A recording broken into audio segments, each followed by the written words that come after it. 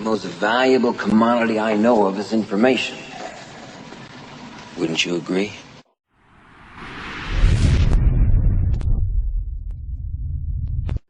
This audio is brought to you by Leader's Basement. It can be found in the public domain. Feel free to use and download. Thought Vibration, or the Law of Attraction in the Thought World, by William Walter Atkinson. Chapter 1. The Law of Attraction in the Thought World. The universe is governed by law, one great law. Its manifestations are multiform, but viewed from the ultimate, there is but one law. We are familiar with some of its manifestations, but are almost totally ignorant of certain others. Still, we are learning a little more every day. The veil is being gradually lifted. We speak learnedly of the law of gravitation, but ignore that equally wonderful manifestation, the law of attraction in the thought world. We are familiar with that wonderful manifestation of law which draws and holds together the atoms of which matter is composed. We recognize the power of the law that attracts bodies to the earth, that holds the circling worlds in their places. But we close our eyes to the mighty law that draws to us the things we desire or fear.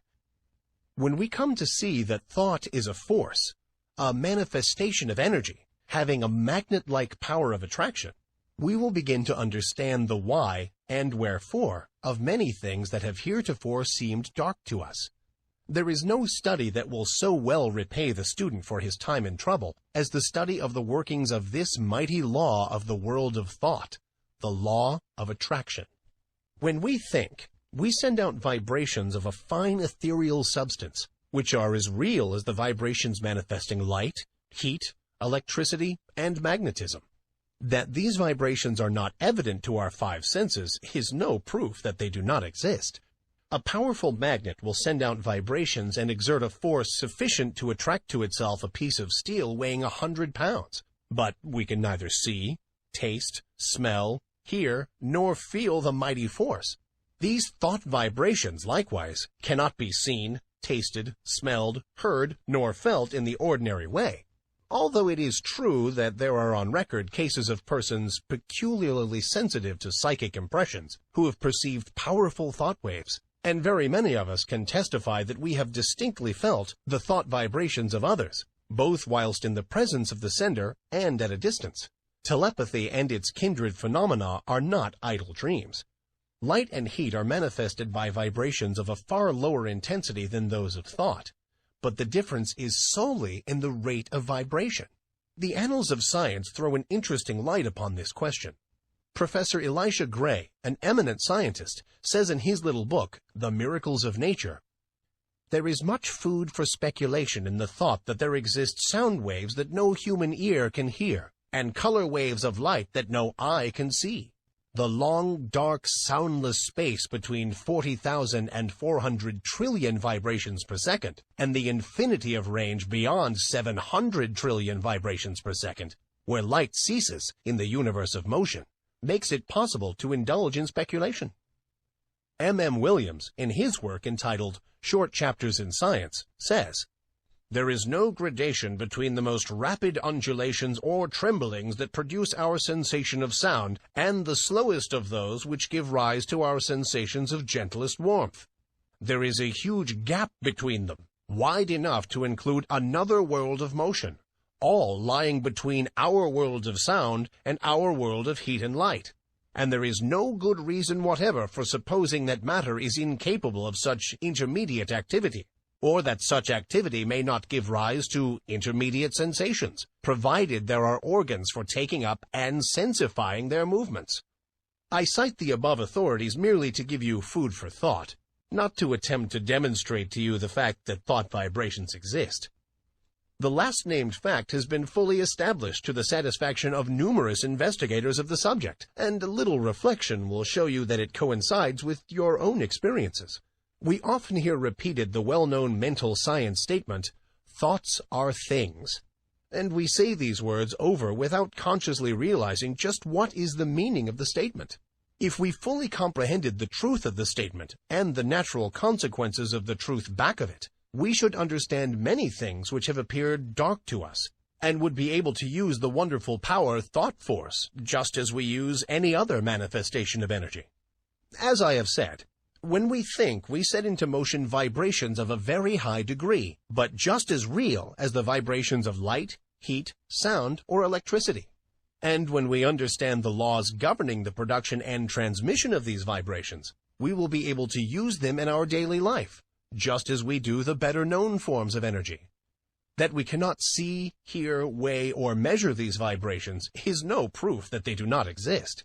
There exist waves of sound which no human ear can hear, although some of these are undoubtedly registered by the ear of some of the insects, and others are caught by delicate scientific instruments invented by man. Yet there is a great gap between the sounds registered by the most delicate instrument and the limit which man's mind, reasoning by analogy, knows to be the boundary line between sound waves and some other forms of vibration.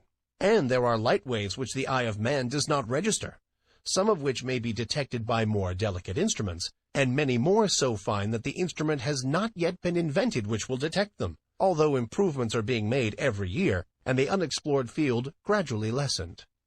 As new instruments are invented, new vibrations are registered by them, and yet the vibrations were just as real before the invention of the instrument as afterward. Supposing that we had no instruments to register magnetism, one might be justified in denying the existence of that mighty force, because it could not be tasted, felt, smelt, heard, seen, weighted, or measured. And yet, the mighty magnet would still send out waves of force sufficient to draw to it pieces of steel weighing hundreds of pounds. Each form of vibration requires its own form of instrument for registration. At present, the human brain seems to be the only instrument capable of registering thought waves, although occultists say that in this century, scientists will invent apparatus sufficiently delicate to catch and register such impressions. And from present indications, it looks as if the invention named might be expected at any time. The demand exists and undoubtedly will be soon supplied. But to those who have experimented along the lines of practical telepathy, no further proof is required than the results of their own experiments. We are sending out thoughts of greater or less intensity all the time, and we are reaping the results of such thoughts. Not only do our thought waves influence ourselves and others, but they have a drawing power. They attract to us the thoughts of others, things, circumstances, people, luck, in accord with the character of the thought uppermost in our minds. Thoughts of love will attract to us the love of others, circumstances and surroundings in accord with the thought, people who are of like thought. Thoughts of anger, hate, envy, malice, and jealousy will draw to us the foul brood of kindred thoughts emanating from the minds of others, circumstances in which we will be called upon to manifest these vile thoughts and will receive them in turn from others, people who will manifest in harmony, and so on. A strong thought, or a thought long continued, will make us the center of attraction for the corresponding thought waves of others. Like attracts like in the thought world. As ye sow, so shall ye reap. Birds of a feather flock together in the thought world. Curses, like chickens, come home to roost, and bringing their friends with them. The man or woman who is filled with love sees love on all sides and attracts the love of others. The man with hate in his heart gets all the hate he can stand. The man who thinks fight generally runs up against all the fight he wants before he gets through. And so it goes. Each gets what he calls for over the wireless telegraphy of the mind. The man who rises in the morning feeling grumpy usually manages to have the whole family in the same mood before the breakfast is over. The nagging woman generally finds enough to gratify her nagging propensity during the day. This matter of thought attraction is a serious one. When you stop to think of it, you will see that a man really makes his own surroundings, although he blames others for it. I have known people who understand this law to hold a positive, calm thought and be absolutely unaffected by the inharmony surrounding them. They were like the vessel from which the oil had been poured on the troubled waters. They rested safely and calmly, whilst the tempest raged around them. One is not at the mercy of the fitful storms of thought after he has learned the workings of the law. We have passed through the age of physical force onto the age of intellectual supremacy, and are now entering a new and almost unknown field, that of psychic power. This field of energy has its established laws, as well as have the others, and we should acquaint ourselves with them, or we will be crowded to the wall, as are the ignorant on the plains of effort. I will endeavor to make plain to you the great underlying principles of this new field of energy which is opening up before us, that you may be able to make use of this great power and apply it for legitimate and worthy purposes, just as men are using steam, electricity, and other forms of energy today. Chapter 2. Thought Waves and Their Process of Reproduction. Like a stone thrown into the water, thought produces ripples and waves which spread out over the great ocean of thought. There is this difference, however. The waves on the water move only on a level plane in all directions, whereas thought waves move in all directions from a common center, just as do the rays from the sun. Just as we here on earth are surrounded by a great sea of air, so are we surrounded by a great sea of mind. Our thought waves move through this vast mental ether, extending, however, in all directions, as I have explained, becoming somewhat lessened in intensity according to the distance traversed, because of the friction occasioned by the waves coming in contact with the great body of mind surrounding us on all sides. These thought waves have other qualities differing from the waves on the water. They have the property of reproducing themselves. In this respect, they resemble sound waves rather than waves upon the water. Just as a note of the violin will cause the thin glass to vibrate and sing, so will a strong thought tend to awaken similar vibrations in minds attuned to receive it. Many of the stray thoughts which come to us are but reflections or answering vibrations to some strong thought set out by another. But unless our minds are attuned to receive it, the thought will not likely affect us. If we are thinking high and great thoughts, our minds acquire a certain keynote corresponding to the character of the thoughts we have been thinking, and, this keynote once established, will be apt to catch the vibrations of other minds keyed to the same thought. On the other hand, let us get into the habit of thinking thoughts of an opposite character, and we will soon be echoing the low order of thought emanating from the minds of the thousands thinking along the same lines. We are largely what we have thought ourselves into being, the balance being represented by the character of the suggestions and thoughts of others, which have reached us either directly by verbal suggestions or telepathically by means of such thought waves. Our general mental attitude, however, determines the character of the thought waves received from others as well as the thoughts emanating from ourselves. We receive only such thoughts as are in harmony with the general mental attitude held by ourselves, the thoughts not in harmony affecting us very little, as they awaken no response in us. The man who believes thoroughly in himself and maintains a positive, strong mental attitude of confidence and determination is not likely to be affected by the adverse and negative thoughts of discouragement and failure emanating from the minds of other persons in whom these last qualities predominate. At the same time, these negative thoughts, if they reach one whose mental attitude is pitched on a low key, deepen his negative state and add fuel to the fire which is consuming his strength, or, if you prefer this figure, serve to further smother the fire of his energy and activity. We attract to us the thoughts of others of the same order of thought. The man who thinks success will be apt to get into tune with the minds of others thinking likewise, and they will help him, and he them. The man who allows his mind to dwell constantly upon thoughts of failure brings himself into close touch with the minds of other failure people, and each will tend to pull the other down still more. The man who thinks that all is evil is apt to see such evil, and will be brought into contact with others who will seem to prove his theory. And the man who looks for good in everything and everybody will be likely to attract to himself the things and people corresponding to his thought. We generally see that for which we look. You will be able to carry this idea more clearly if you will think of the Marconi wireless instruments, which receive the vibrations only from the sending instrument which has been attuned to the same key, while other telegrams are passing through the air in near vicinity without affecting the instrument. The same law applies to the operations of thought. We receive only that which corresponds to our mental attunement. If we have been discouraged, we may rest assured that we have dropped into a negative key, and have been affected not only by our own thoughts, but have also received the added depressing thoughts of similar character, which are constantly being sent out from the minds of other unfortunates who have not yet learned the law of attraction in the thought world. And if we occasionally rise to heights of enthusiasm and energy, how quickly we feel the inflow of the courageous, daring, energetic, positive thoughts being sent out by the live men and women of the world. We recognize this without much trouble when we come in personal contact with people and feel their vibrations, depressing or invigorating as the case may be. But the same law operates when we are not in their presence, although less strongly. The mind has many degrees of pitch, ranging from the highest positive note to the lowest negative note, with many notes in between, varying in pitch according to their respective distance from the positive or negative extreme. When your mind is operating along positive lines, you feel strong, buoyant, bright, cheerful, happy, confident, and courageous, and are enabled to do your work well, to carry out your intentions, and progress on your roads to success. You send out strong positive thought, which affects others and causes them to cooperate with you or to follow your lead, according to their own mental keynote. When you are playing on the extreme negative end of the mental keyboard, you feel depressed, weak, passive, dull, fearful, and cowardly. And you find yourself unable to make progress or to succeed.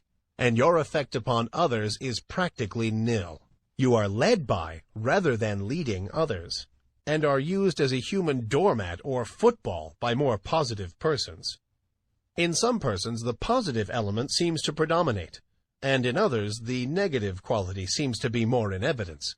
There are, of course, widely varying degrees of positiveness and negativeness, and B may be negative to A while positive to C. When two people first meet, there is generally a silent mental conflict in which their respective minds test their quality of positiveness and fix their relative position toward each other. This process may be unconscious in many cases, but it occurs nonetheless. The adjustment is often automatic, but occasionally the struggle is so sharp, the opponents being so well matched, that the matter forces itself into the consciousness of the two people. Sometimes both parties are so much alike in their degree of positiveness that they fail to come to terms mentally. They never really are able to get along with each other, and they are either mutually repelled and separate, or else stay together amid constant broils and wrangling. We are positive or negative to everyone with whom we have relations. We may be positive to our children, our employees and dependents, but we are at the same time negative to others to whom we occupy inferior positions, or whom we have allowed to assert themselves over us. Of course, something may occur and we will suddenly become more positive than the man or woman to whom we have heretofore been negative. We frequently see cases of this kind, and as the knowledge of these mental laws becomes more general, we will see many more instances of persons asserting themselves and making use of their newfound power. But remember, you possess the power to raise the keynote of your mind to a positive pitch by an effort of the will. And, of course, it is equally true that you may allow yourself to drop into a low negative note by carelessness or a weak will. There are more people on the negative plane of thought than on the positive plane, and consequently, there are more negative thought vibrations in operation in our mental atmosphere. But, happily for us, this is counterbalanced by the fact that a positive thought is infinitely more powerful than a negative one. And if by force of will we raise ourselves to a higher mental key, we can shut out the depressing thoughts and may take up the vibrations corresponding with our changed mental attitude. This is one of the secrets of the affirmations and autosuggestions used by the several schools of mental science and other new thought cults. There is no particular merit in affirmations of themselves, but they serve a twofold purpose. 1. They tend to establish new mental attitudes within us and act wonderfully in the direction of character building, the science of making ourselves over. 2. They tend to raise the mental keynote so that we may get the benefit of the positive thought waves of others on the same plane of thought. Whether or not we believe in them, we are constantly making affirmations. The man who asserts that he can and will do a thing, and asserts it earnestly, develops in himself the qualities conducive to the well-doing of that thing, and at the same time places his mind in the proper key to receive all the thought waves likely to help him in the doing. If, on the other hand, one says and feels that he is going to fail, he will choke and smother the thoughts coming from his own subconscious mentality, which are intended to help him, and at the same time will place himself in tune with the failure thought of the world.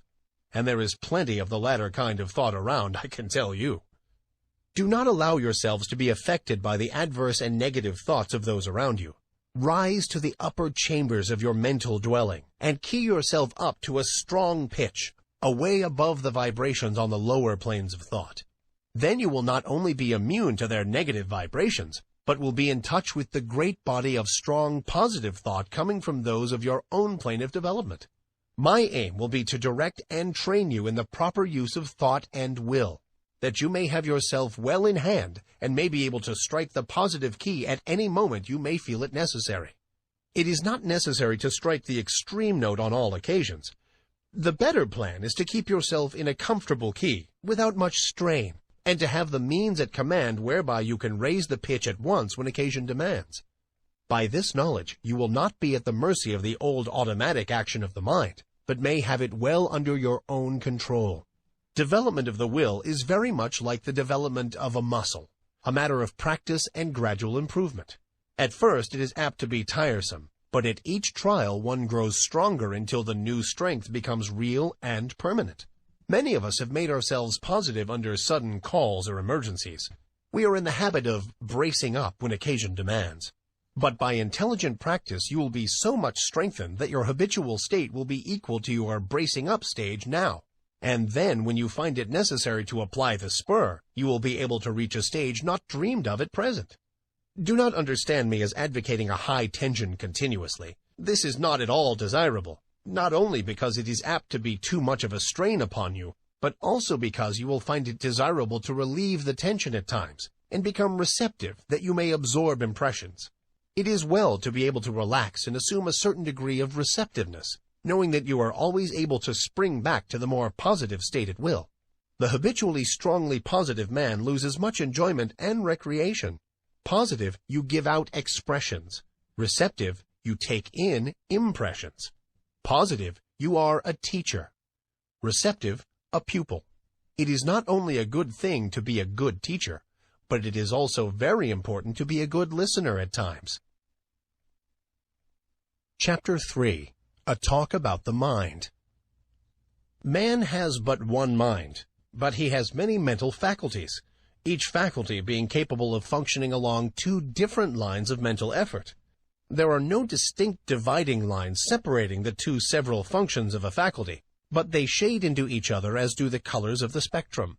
An active effort of any faculty of the mind is the result of a direct impulse imparted at the time of the effort.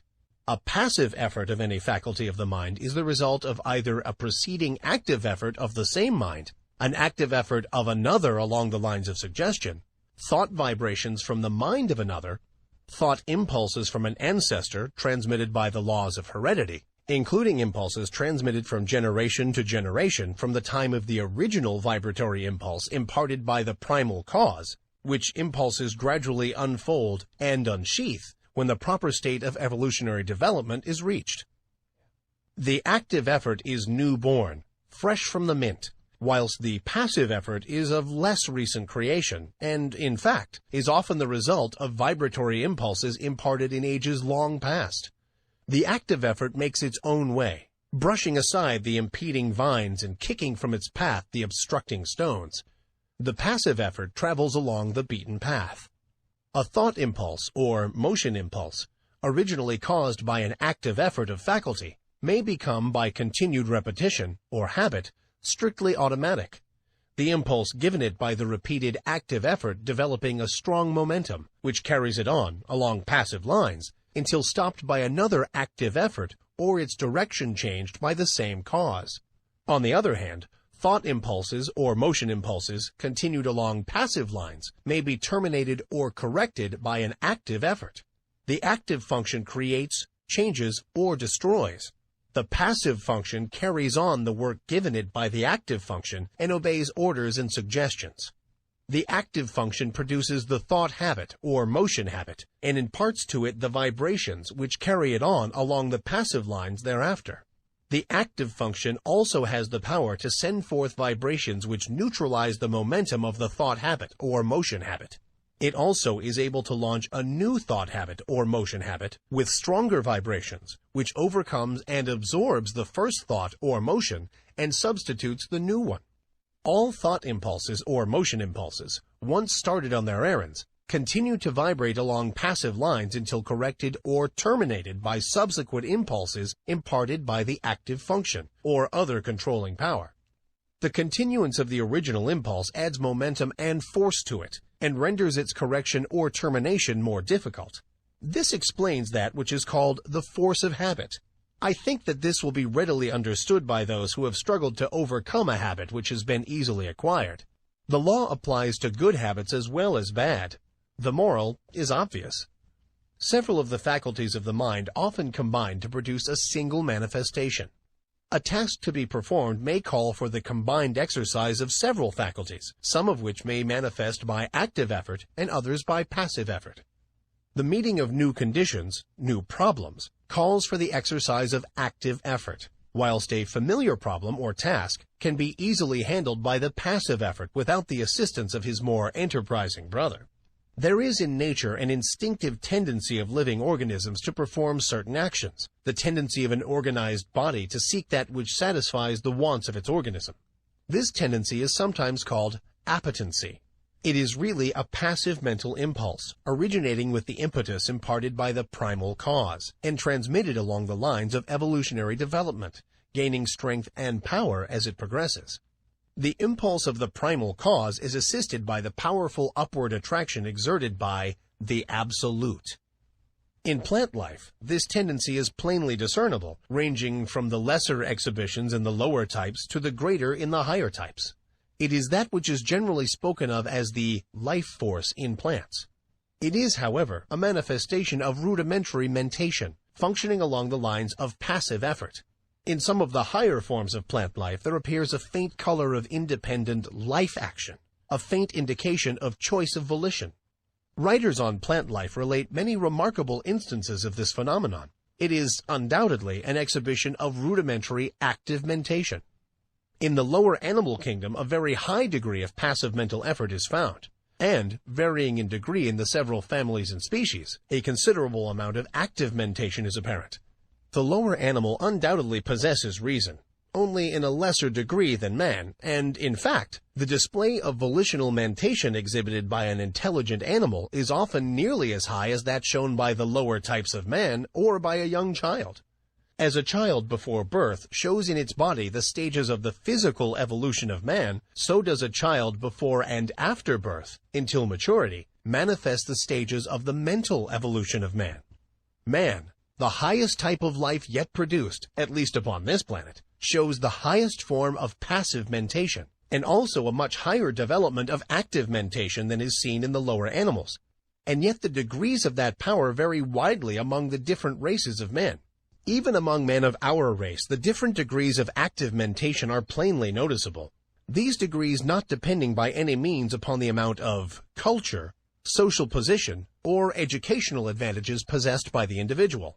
Mental culture and mental development are two very different things. You have but to look around you to see the different stages of the development of active mentation in man. The reasoning of many men is scarcely more than passive mentation, exhibiting but little of the qualities of volitional thought. They prefer to let other men think for them. Active mentation tires them, and they find the instinctive, automatic, passive mental process much easier. Their minds work along the lines of least resistance. They are but little more than human sheep. Among the lower animals and the lower types of men, active mentation is largely confined to the grosser faculties, the more material plane. The higher mental faculties working along the instinctive automatic lines of the passive function. As the lower forms of life progressed in the evolutionary scale, they developed new faculties which were latent within them. These faculties always manifested in the form of rudimentary passive functioning, and afterwards worked up through higher passive forms until the active functions were brought into play. The evolutionary process still continues, the invariable tendency being toward the goal of highly developed active mentation. This evolutionary process is caused by the vibratory impulse imparted by the primal cause, aided by the uplifting attraction of the absolute. This law of evolution is still in progress, and man is beginning to develop new powers of mind which, of course, are first manifesting themselves along the lines of passive effort. Some men have developed these new faculties to a considerable degree, and it is possible that before long, men will be able to exercise them along the line of their active functions. In fact, this power has already been attained by a few. This is the secret of the Oriental occultists and some of their Occidental brethren. The amenability of the mind to the will can be increased by properly directed practice. That which we are in the habit of referring to as the strengthening of the will is in reality the training of the mind to recognize and absorb the power within. The will is strong enough. It does not need strengthening. But the mind needs to be trained to receive and act upon the suggestions of the will. The will is the outward manifestation of the I am. The will current is flowing in full strength along the spiritual wires. But you must learn how to raise the trolley pole to touch it before the mental car will move. This is a somewhat different idea from that which you have been in the habit of receiving from writers on the subject of willpower, but it is correct, as you will demonstrate to your own satisfaction if you will follow up the subject by experiments along the proper lines.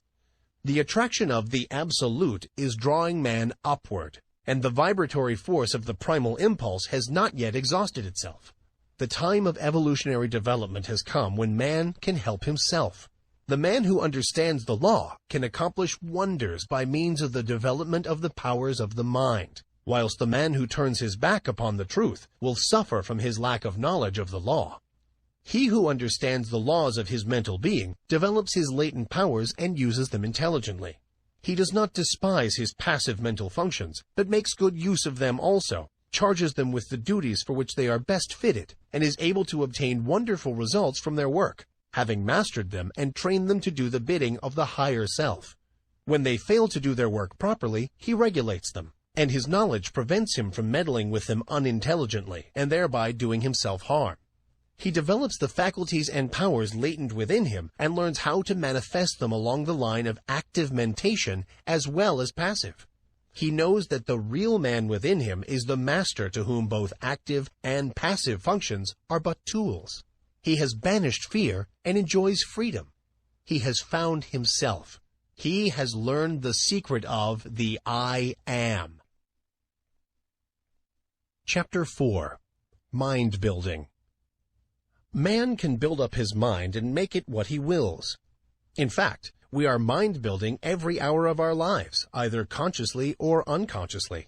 The majority of us are doing the work unconsciously, but those who have seen a little below the surface of things have taken the matter in hand and have become conscious creators of their own mentality. They are no longer subject to the suggestions and influences of others, but have become masters of themselves. They assert the I and compel obedience from the subordinate mental faculties. The I is the sovereign of the mind, and what we call will is the instrument of the I. Of course, there is something back of this, and the universal will is higher than the will of the individual.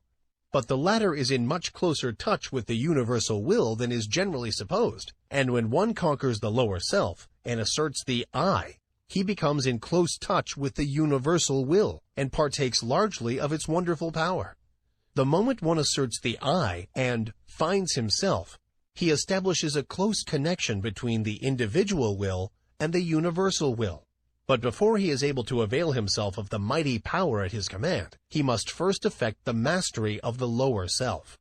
Think of the absurdity of man claiming to manifest powers when he is the slave of the lower parts of his mental being, which should be subordinate.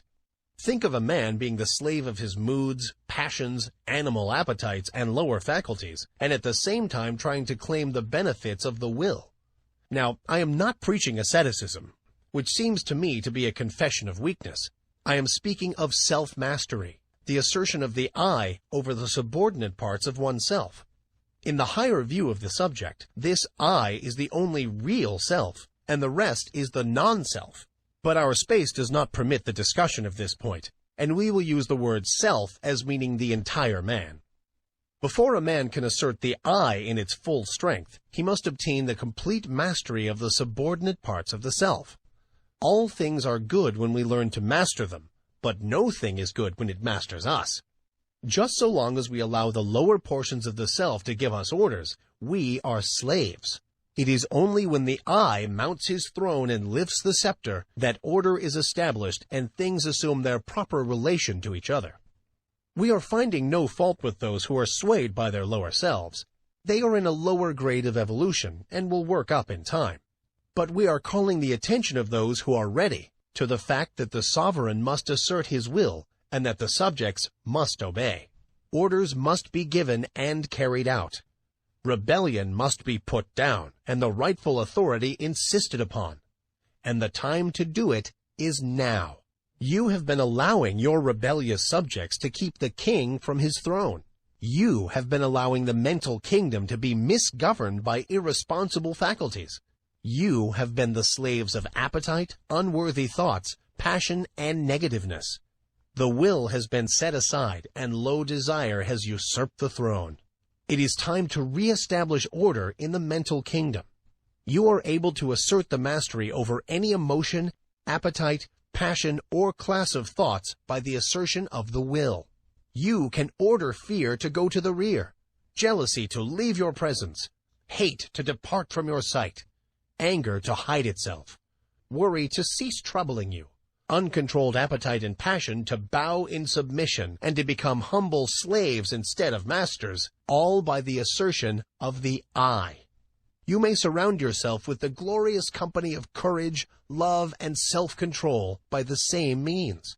You may put down the rebellion and secure peace and order in your mental kingdom if you will but utter the mandate and insist upon its execution. Before you march forth to empire, you must establish the proper internal condition. You must show your ability to govern your own kingdom. The first battle is the conquest of the lower self by the real self. Affirmation.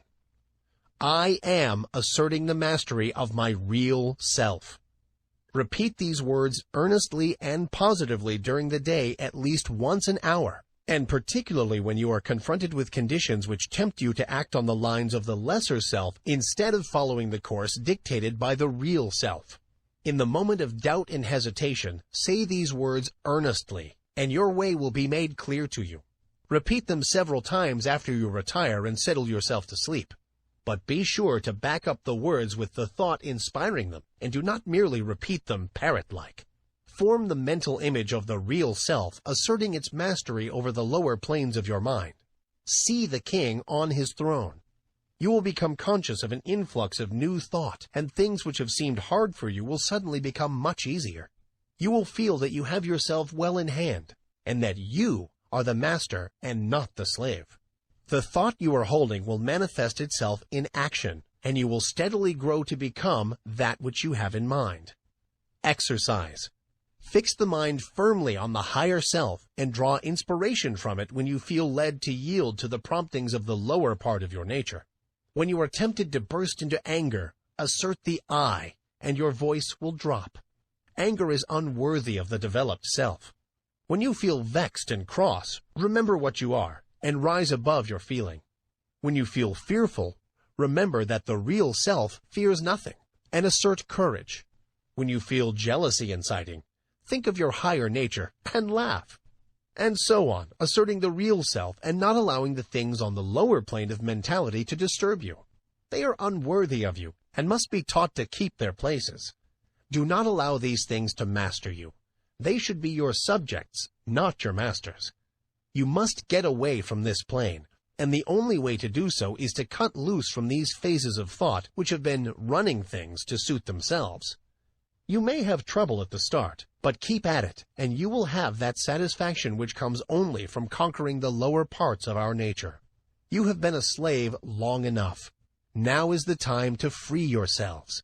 If you will follow these exercises faithfully, you will be a different being by the end of the year, and will look back with a pitying smile to your former condition. But it takes work. This is not child's play, but a task for earnest men and women. Will you make the effort? Chapter 5. The Secret of the Will. While psychologists may differ in their theories regarding the nature of the will, none deny its existence nor question its power.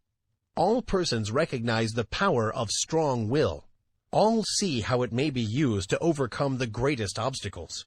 But few realize that the will may be developed and strengthened by intelligent practice. They feel that they could accomplish wonders if they had a strong will, but instead of attempting to develop it, they content themselves with vain regrets. They sigh, but do nothing. Those who have investigated the subject closely know that willpower, with all its latent possibilities and mighty powers, may be developed, disciplined, controlled, and directed, just as may be any other of nature's forces. It does not matter what theory you may entertain about the nature of the will, you will obtain the results if you practice intelligently. Personally, I have a somewhat odd theory about the will.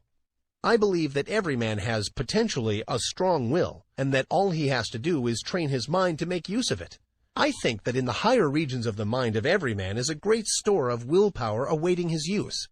The will current is running along the psychic wires, and all that is necessary to do is to raise the mental trolley pole and bring down the power for your use. And the supply is unlimited, for your little storage battery is connected with the great powerhouse of the universal willpower, and the power is inexhaustible. Your will does not need training, but your mind does.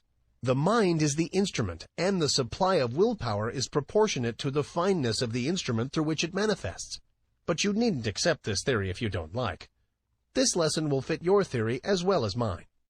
He who has developed his mind so that it will allow the willpower to manifest through it has opened up wonderful possibilities for himself. Not only has he found a great power at his command, but he is able to bring into play and use faculties, talents, and abilities of whose existence he has not dreamed. This secret of the will is the magic key which opens all doors. The late Donald G. Mitchell once wrote, "Resolve is what makes a man manifest. Not puny resolve, but crude determination.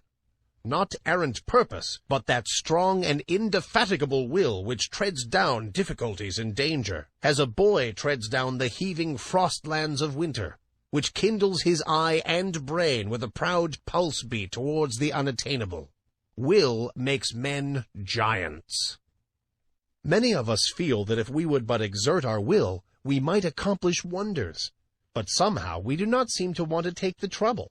At any rate, we do not get to the actual willing point.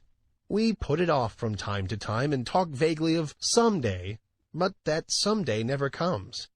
We instinctively feel the power of the will, but we haven't enough energy to exercise it, and so drift along with the tide, unless perhaps some friendly difficulty arises, some helpful obstacle appears in our path, or some kindly pain stirs us into action, in either of which cases we are compelled to assert our will and thus begin to accomplish something. The trouble with us is that we do not want to do the thing enough to make us exert our willpower. We don't want to hard enough. We are mentally lazy and of weak desire. If you do not like the word desire, substitute for it the word aspiration. Some people call the lower impulses desires, and the higher aspirations. It's all a matter of words. Take your choice. That is the trouble. Let a man be in danger of losing his life. Let a woman be in danger of losing a great love, and you will witness a startling exhibition of willpower from an unexpected source. Let a woman's child be threatened with danger, and she will manifest a degree of courage and will that sweeps all before it. And yet the same woman will quail before a domineering husband, and will lack the will to perform a simple task. A boy will do all sorts of work if he but considers it play, and yet he can scarcely force himself to cut a little firewood. Strong will follows strong desire. If you really want to do a thing very much, you can usually develop the willpower to accomplish it. The trouble is that you have not really wanted to do these things, and yet you blame your will. You say that you do want to do it, but if you stop to think, you will see that you really want to do something else more than the thing in question. You are not willing to pay the price of attainment. Stop a moment and analyze this statement and apply it to your own case. You are mentally lazy. That's the trouble. Don't talk to me about not having enough will. You have a great storehouse of will awaiting your use, but you are too lazy to use it. Now, if you are really in earnest about this matter, get to work and first find out what you really want to do. Then start to work and do it. Never mind about the willpower. You'll find a full supply of that whenever you need it. The thing to do is to get to the point where you will resolve to do. That's the real test, the resolving. Think of these things a little, and make up your mind whether or not you really want to be a willer sufficiently hard to get to work. Many excellent essays and books have been written on this subject, all of which agree regarding the greatness of willpower, the most enthusiastic terms being used. But few have anything to say about how this power may be acquired by those who have it not, or who possess it in but a limited degree. Some have given exercises designed to strengthen the will, which exercises really strengthen the mind so that it is able to draw upon its store of power. But they have generally overlooked the fact that in autosuggestion is to be found the secret of the development of the mind so that it may become the efficient instrument of the will. Autosuggestion. I am using my willpower.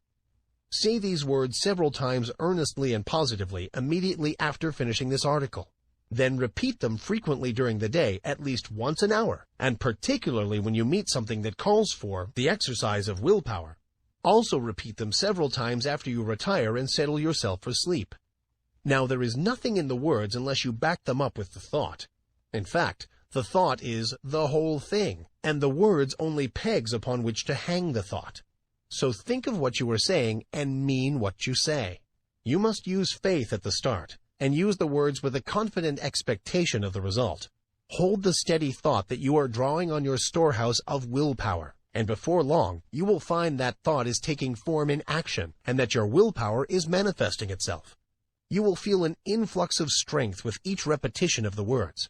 You will find yourself overcoming difficulties and bad habits, and will be surprised at how things are being smoothed out for you. Exercise. Perform at least one disagreeable task each day during the month. If there is any specially disagreeable task which you would like to shirk, that is the one for you to perform. This is not given to you in order to make you self-sacrificing or meek or anything of that sort. It is given you to exercise your will. Anyone can do a pleasant thing cheerfully, but it takes will to do the unpleasant thing cheerfully. And that is how you must do the work. It will prove a most valuable discipline to you. Try it for a month, and you will see where it comes in. If you shirk this exercise, you had better stop right here and acknowledge that you do not want willpower, and are content to stay where you are and remain a weakling. Chapter 6. How to become immune to injurious thought attraction. The first thing to do is to begin to cut out fear and worry. Fear thought is the cause of much unhappiness and many failures. You have been told this thing over and over again, but it will bear repeating.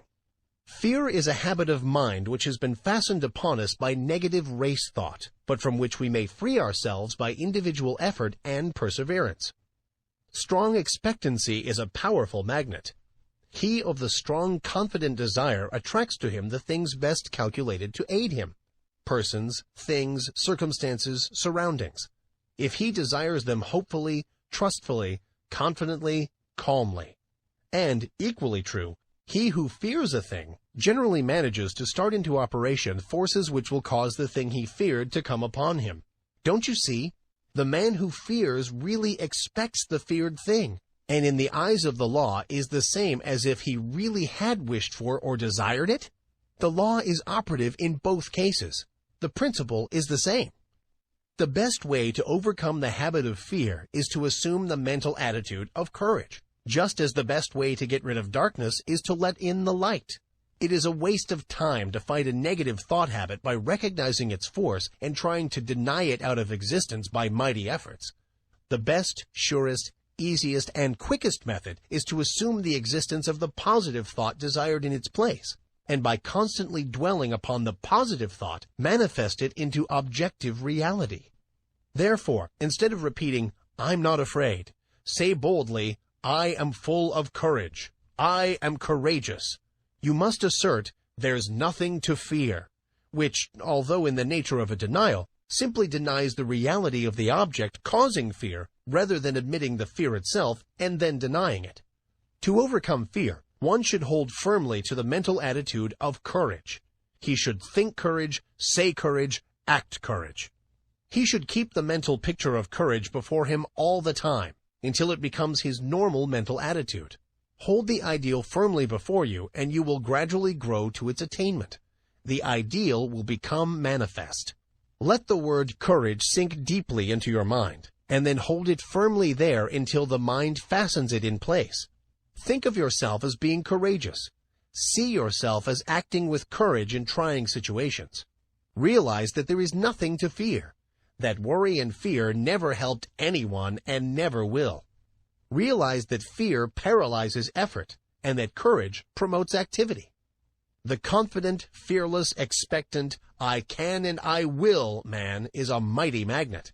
He attracts to himself just what is needed for his success. Things seem to come his way, and people say he is lucky. Nonsense! Luck has nothing to do with it. It's all in the mental attitude. And the mental attitude of the I can't or the I'm afraid man also determines his measure of success. There's no mystery whatsoever about it. You have but to look about you to realize the truth of what I have said. Did you ever know a successful man who did not have the I can and I will thought strong within him? Why, he will walk all around the I can't man, who has perhaps even more ability. The first mental attitude brought to the surface latent qualities, as well as attracted help from outside, whilst the second mental attitude not only attracted I can't people and things, but also kept the man's own powers from manifesting themselves. I have demonstrated the correctness of these views, and so have many others, and the number of people who know these things is growing every day. Don't waste your thought force, but use it to advantage. Stop attracting to yourself failure, unhappiness, inharmony, sorrow. Begin now and send out a current of bright, positive, happy thought. Let your prevailing thought be, I can and I will. Think, I can and I will. Dream, I can and I will. Say, I can and I will. And act, I can and I will. Live on the I can and I will plane, and before you are aware of it, you will feel the new vibrations manifesting themselves in action, will see them bring results, will be conscious of the new point of view, will realize that your own is coming to you. You will feel better, act better, see better, be better in every way after you join the I can and I will brigade. Fear is the parent of worry, hate, jealousy, malice, anger, discontent, failure, and all the rest. The man who rids himself of fear will find that the rest of the brood have disappeared. The only way to be free is to get rid of fear. Tear it out by the roots. I regard the conquest of fear as the first important step to be taken by those who wish to master the application of thought force. So long as fear masters you, you are in no condition to make progress in the realm of thought, and I must insist that you start to work at once to get rid of this obstruction. You can do it, if you only go about it in earnest. And when you have ridded yourself of the vile thing, life will seem entirely different to you. You will feel happier, freer, stronger, more positive, and will be more successful in every undertaking of life. Start it today. Make up your mind that this intruder must go. Do not compromise matters with him, but insist upon an absolute surrender on his part. You will find the task difficult at first, but each time you oppose him, he will grow weaker, and you will be stronger. Shut off his nourishment. Starve him to death. He cannot live in a thought atmosphere of fearlessness. So, start to fill your mind with good, strong, fearless thoughts. Keep yourself busy thinking fearlessness, and fear will die of his own accord. Fearlessness is positive. Fear is negative, and you may be sure that the positive will prevail. So long as fear is around with his but, if, suppose, I'm afraid, I can't, what if, and all the rest of his cowardly suggestions, you will not be able to use your thought force to the best advantage. Once you get him out of the way, you will have clear sailing, and every inch of thought sail will catch the wind. He is a Jonah. Overboard with him. The whale who swallows him will have my sympathy. I advise that you start in to do some of the things which you feel you could do if you were not afraid to try. Start to work to do these things, affirming courage all the way through, and you will be surprised to see how the changed mental attitude will clear away obstacles from your path, and will make things very much easier than you had anticipated. Exercises of this kind will develop you wonderfully, and you will be much gratified at the result of a little practice along these lines. There are many things before you awaiting accomplishment, which you can master if you will only throw aside the yoke of fear, if you will only refuse to accept the race suggestion, and will boldly assert the I and its power. And the best way to vanquish fear is to assert courage, and to stop thinking of fear. By this plan, you will train the mind into new habits of thought, thus eradicating the old negative thoughts which have been pulling you down and holding you back. Take the word courage with you as your watchword and manifest it in action. Remember, the only thing to fear is fear. And, well, don't even fear fear, for he's a cowardly chap at the best, who will run if you show a brave front. Chapter 7. The Transmutation of Negative Thought. Worry is the child of fear. If you kill out fear, worry will die for want of nourishment. This advice is very old, and yet it is always worthy of repetition, for it is a lesson of which we are greatly in need. Some people think that if we kill out fear and worry, we will never be able to accomplish anything. I have read editorials in the great journals in which the writers held that without worry, one can never accomplish any of the great tasks of life, because worry is necessary to stimulate interest and work. This is nonsense, no matter who utters it. Worry never helped one to accomplish anything. On the contrary, it stands in the way of accomplishment and attainment. The motive underlying action and doing things is desire and interest. If one earnestly desires a thing, he naturally becomes very much interested in its accomplishment, and is quick to seize upon anything likely to help him to gain the thing he wants. More than that, his mind starts up a work on the subconscious plane that brings into the field of consciousness many ideas of value and importance. Desire and interest are the causes that result in success. Worry is not desire. It is true that if one's surroundings and environments become intolerable, he is driven in desperation to some efforts that will result in throwing off the undesirable conditions and in the acquiring of those more in harmony with his desire. But this is only another form of desire. The man desires something different from what he has. And when his desire becomes strong enough that his entire interest is given to the task, he makes a mighty effort, and the change is accomplished. But it wasn't worry that caused the effort. Worry would content itself with wringing its hands and moaning, "Woe is me," and wearing its nerves to a frazzle, and accomplishing nothing.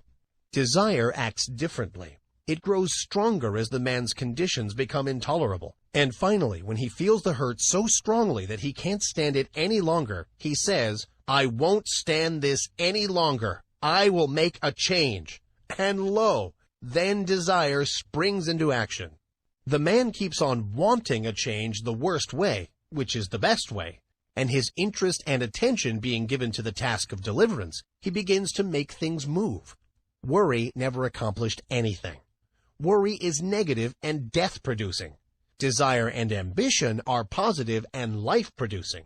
A man may worry himself to death, and yet nothing will be accomplished. But let that man transmute his worry and discontent into desire and interest, coupled with a belief that he is able to make the change, the I can and I will idea, then something happens. Yes, fear and worry must go before we can do much. One must proceed to cast out these negative intruders and replace them with confidence and hope. Transmute worry into keen desire. Then you will find that interest is awakened, and you will begin to think things of interest to you.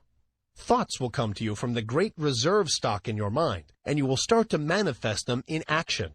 Moreover, you will be placing yourself in harmony with similar thoughts of others, and will draw to you aid and assistance from the great volume of thought waves with which the world is filled. One draws to himself thought waves corresponding in character with the nature of the prevailing thoughts in his one mind, his mental attitude. Then again he begins to set into motion the great law of attraction, whereby he draws to him others likely to help him, and is, in turn, attracted to others who can aid him. This law of attraction is no joke, no metaphysical absurdity, but is a great live working principle of nature, and anyone may learn by experimenting and observing. To succeed in anything, you must want it very much. Desire must be in evidence in order to attract. The man of weak desires attracts very little to himself. The stronger the desire, the greater the force set into motion. You must want a thing hard enough before you can get it. You must want it more than you do the things around you, and you must be prepared to pay the price for it. The price is the throwing overboard of certain lesser desires that stand in the way of the accomplishment of the greater one. Comfort, ease, leisure, amusements, and many other things may have to go, not always though. It all depends on what you want. As a rule, the greater the thing desired, the greater the price to be paid for it. Nature believes in adequate compensation, but if you really desire a thing in earnest, you will pay the price without question, for the desire will dwarf the importance of the other things. You say that you want a thing very much and are doing everything possible toward its attainment? Pshaw! You are only playing desire. Do you want the thing as much as a prisoner wants freedom? As much as a dying man wants life? Look at the almost miraculous things accomplished by prisoners desiring freedom. Look how they work through steel plates and stone walls with a bit of stone. Is your desire as strong as that? Do you work for the desired thing as if your life depended on it? Nonsense! You don't know what desire is.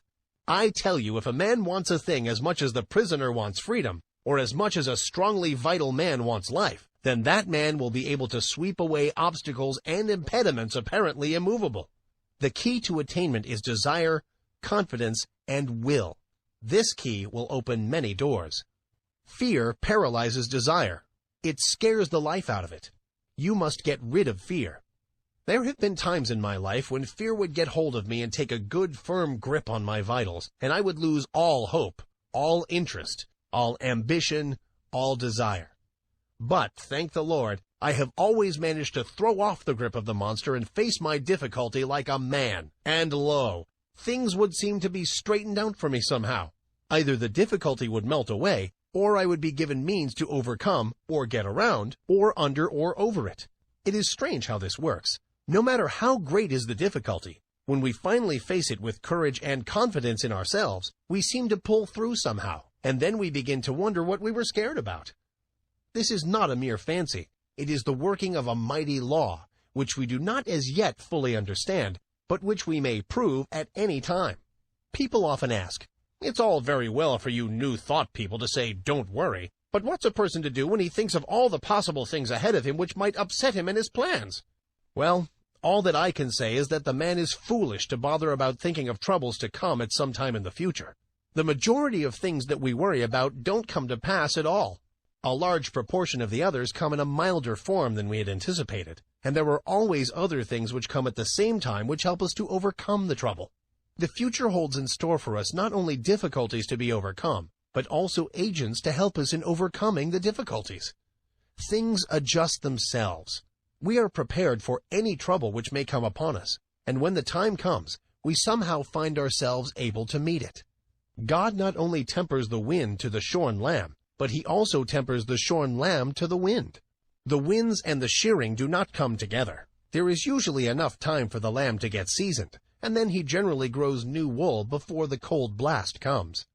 It has been well said that 9/10 of the worries are over things which never comes to pass, and that the other 10th is over things of little or no account.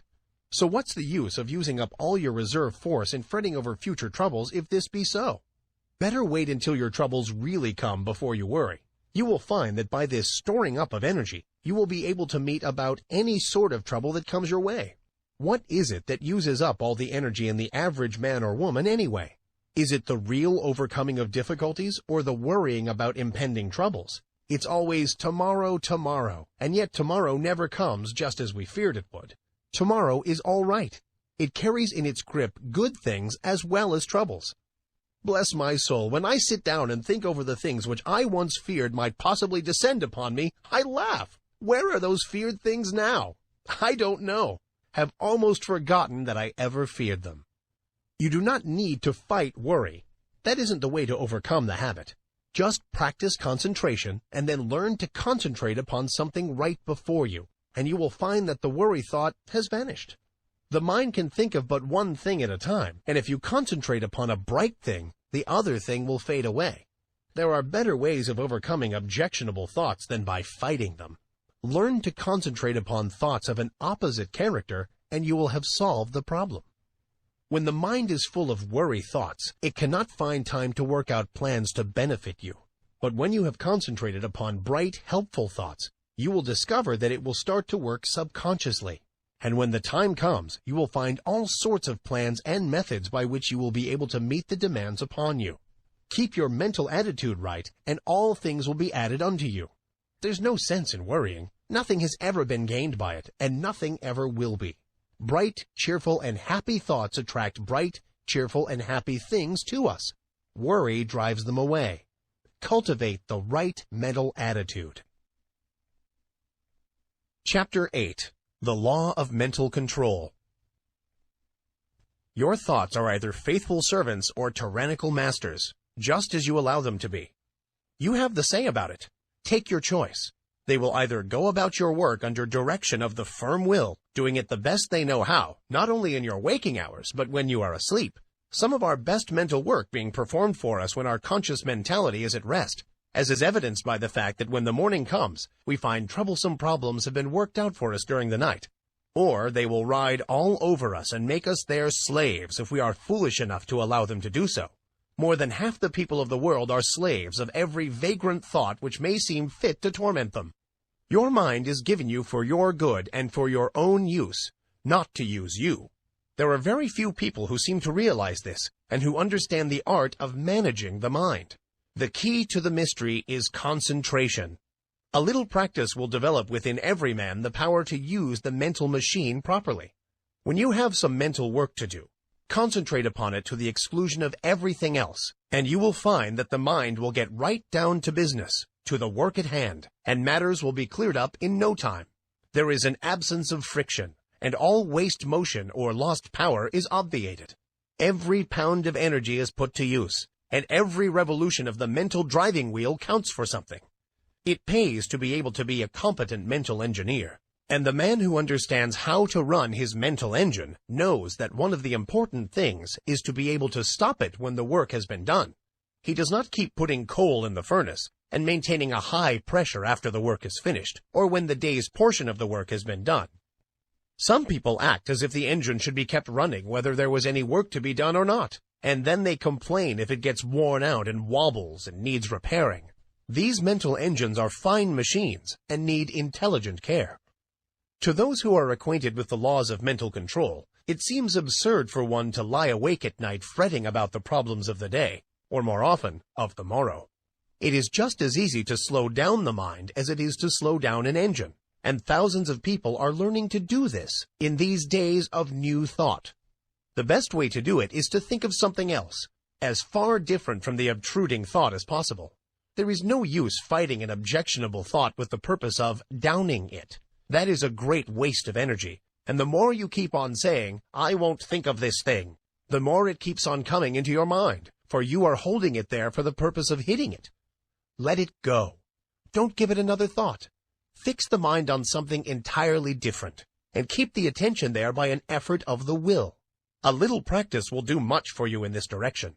There is only room for one thing at a time in the focus of attention, so put all your attention upon one thought, and the others will sneak off. Try it for yourself. Chapter 9. Asserting the Life Force. I have spoken to you of the advantage of getting rid of fear. Now I wish to put life into you. Many of you have been going along as if you were dead. No ambition, no energy, no vitality, no interest, no life. This will never do. You are stagnating. Wake up and display a few signs of life. This is not the place in which you can stalk around like a living corpse. This is the place for wide-awake, active, live people. And a good general awakening is what is needed. Although it would take nothing less than a blast from Gabriel's trumpet to awaken some of the people who are stalking around, thinking that they are alive, but who are really dead to all that makes life worthwhile. We must let life flow through us, and allow it to express itself naturally. Do not let the little worries of life, or the big ones either, depress you and cause you to lose your vitality. Assert the life force within you, and manifest it in every thought, act, and deed. And before long, you will be exhilarated and fairly bubbling over with vitality and energy. Put a little life into your work, into your pleasures, into yourself. Stop doing things in a half-headed way, and begin to take an interest in what you are doing, saying, and thinking. It is astonishing how much interest we may find in the ordinary things of life if we will only wake up.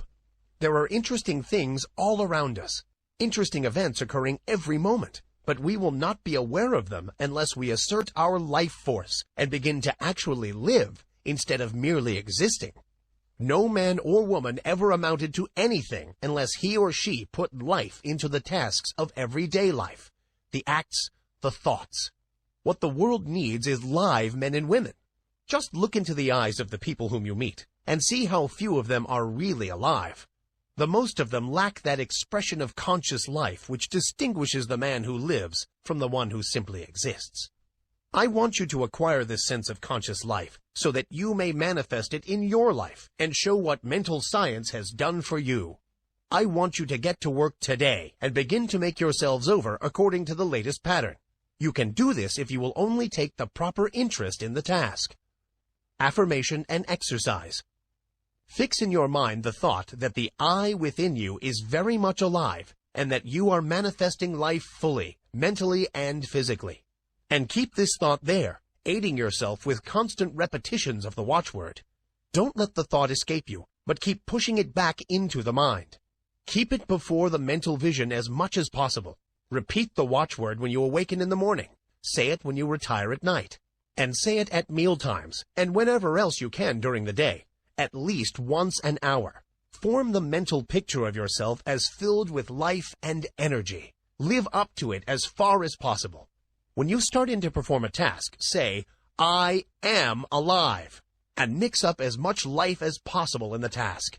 If you find yourself feeling depressed, say, I am alive, and then take a few deep breaths, and with each inhalation, let the mind hold the thought that you are breathing in strength and life. And as you exhale, hold the thought that you are breathing out all the old, dead, negative conditions and are glad to get rid of them. Then finish up with an earnest, vigorous affirmation, I am alive, and mean it when you say it too. And let your thoughts take form in action. Don't rest content with merely saying that you are alive, but prove it with your acts. Take an interest in doing things, and don't go around mooning or daydreaming. Get down to business and live. Chapter 10. Training the Habit Mind.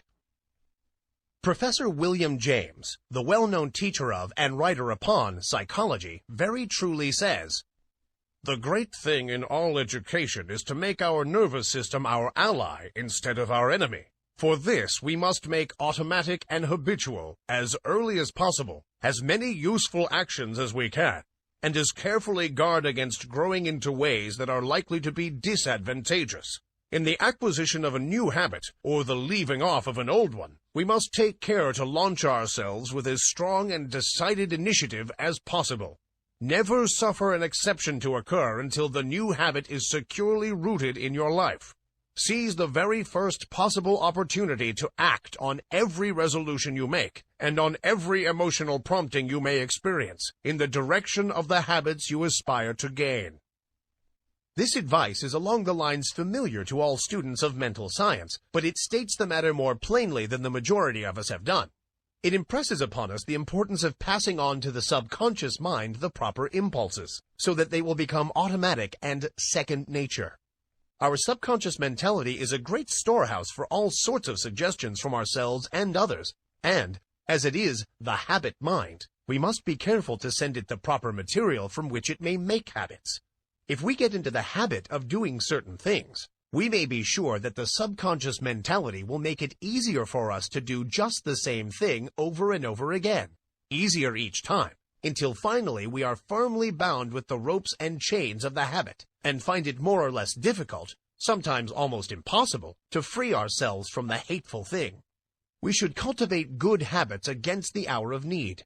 The time will come when we will be required to put forth our best efforts, and it rests with us today whether that hour of need shall find us doing the proper thing automatically and almost without thought, or struggling to do it bound down and hindered with the chains of things opposed to that which we desire at that moment.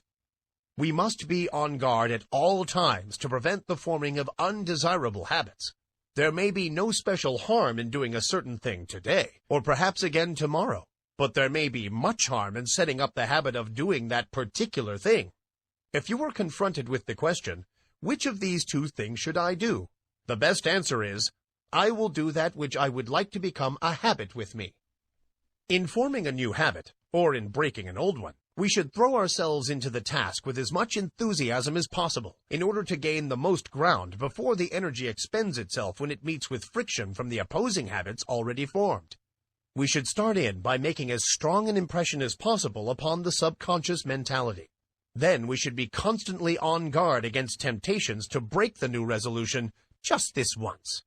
This just once idea kills off more good resolutions than any other one cause.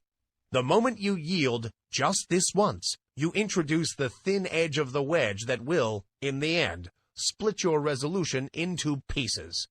Equally important is the fact that each time you resist temptation, the stronger does your resolution become. Act upon your resolution as early and as often as possible, as with every manifestation of thought in action, the stronger does it become. You are adding to the strength of your original resolution every time you back it up with action. The mind has been likened to a piece of paper that has been folded. Ever afterwards it has a tendency to fold in the same crease, unless we make a new crease or fold, when it will follow the last lines. And the creases are habits. Every time we make one, it is so much easier for the mind to fold along the same crease afterward. Let us make our mental creases in the right direction. Chapter 11. The Psychology of Emotion. One is apt to think of the emotions as independent from habit. We easily may think of one acquiring habits of action, or even of thinking, but we are apt to regard the emotions as something connected with feeling, and quite divorced from intellectual effort. Yet, notwithstanding the distinction between the two, both are dependent largely upon habit, and one may repress, increase, develop, and change one's emotions, just as one may regulate habits of action and lines of thought. It is an axiom of psychology that emotions deepen by repetition. If a person allows a state of feeling to thoroughly take possession of him, he will find it easier to yield to the same emotion the second time, and so on, until the particular emotion or feeling becomes second nature to him. If an undesirable emotion shows itself inclined to take up a permanent abode with you, you had better start to work to get rid of it, or at least to master it. And the best time to do this is at the start, for each repetition renders the habit more firmly entrenched, and the task of dislodging it more difficult. Were you ever jealous? If so, you will remember how insidious was its first approach, how subtly it whispered hateful suggestions into your willing ear, and how gradually it followed up such suggestions until, finally, you began to see green. Jealousy has an effect upon the bile, and causes it to poison the blood. This is why the idea of green is always associated with it. Then you will remember how the thing seemed to grow, taking possession of you until you scarcely could shake it off. You found it much easier to become jealous the next time. It seemed to bring before you all sorts of objects apparently justifying your suspicions and feeling. Everything began to look green. The green-eyed monster waxed fat. And so it is with every feeling or emotion. If you give way to a fit of rage, you will find it easier to become angry the next time, on less provocation. The habit of feeling and acting mean does not take long to firmly settle itself in its new home if encouraged. Worry is a great habit for growing and waxing fat. People start by worrying about big things, and then begin to worry and fret about some smaller thing. And then the merest trifle worries and distresses them. They imagine that all sorts of evil things are about to befall them. If they start on a journey, they are certain there is going to be a wreck. If a telegram comes, it is sure to contain some dreadful tidings.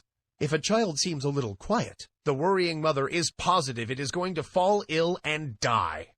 If the husband seems thoughtful, as he resolves some business plan in his mind, then the good wife is convinced that he is beginning to cease to love her, and indulges in a crying spell.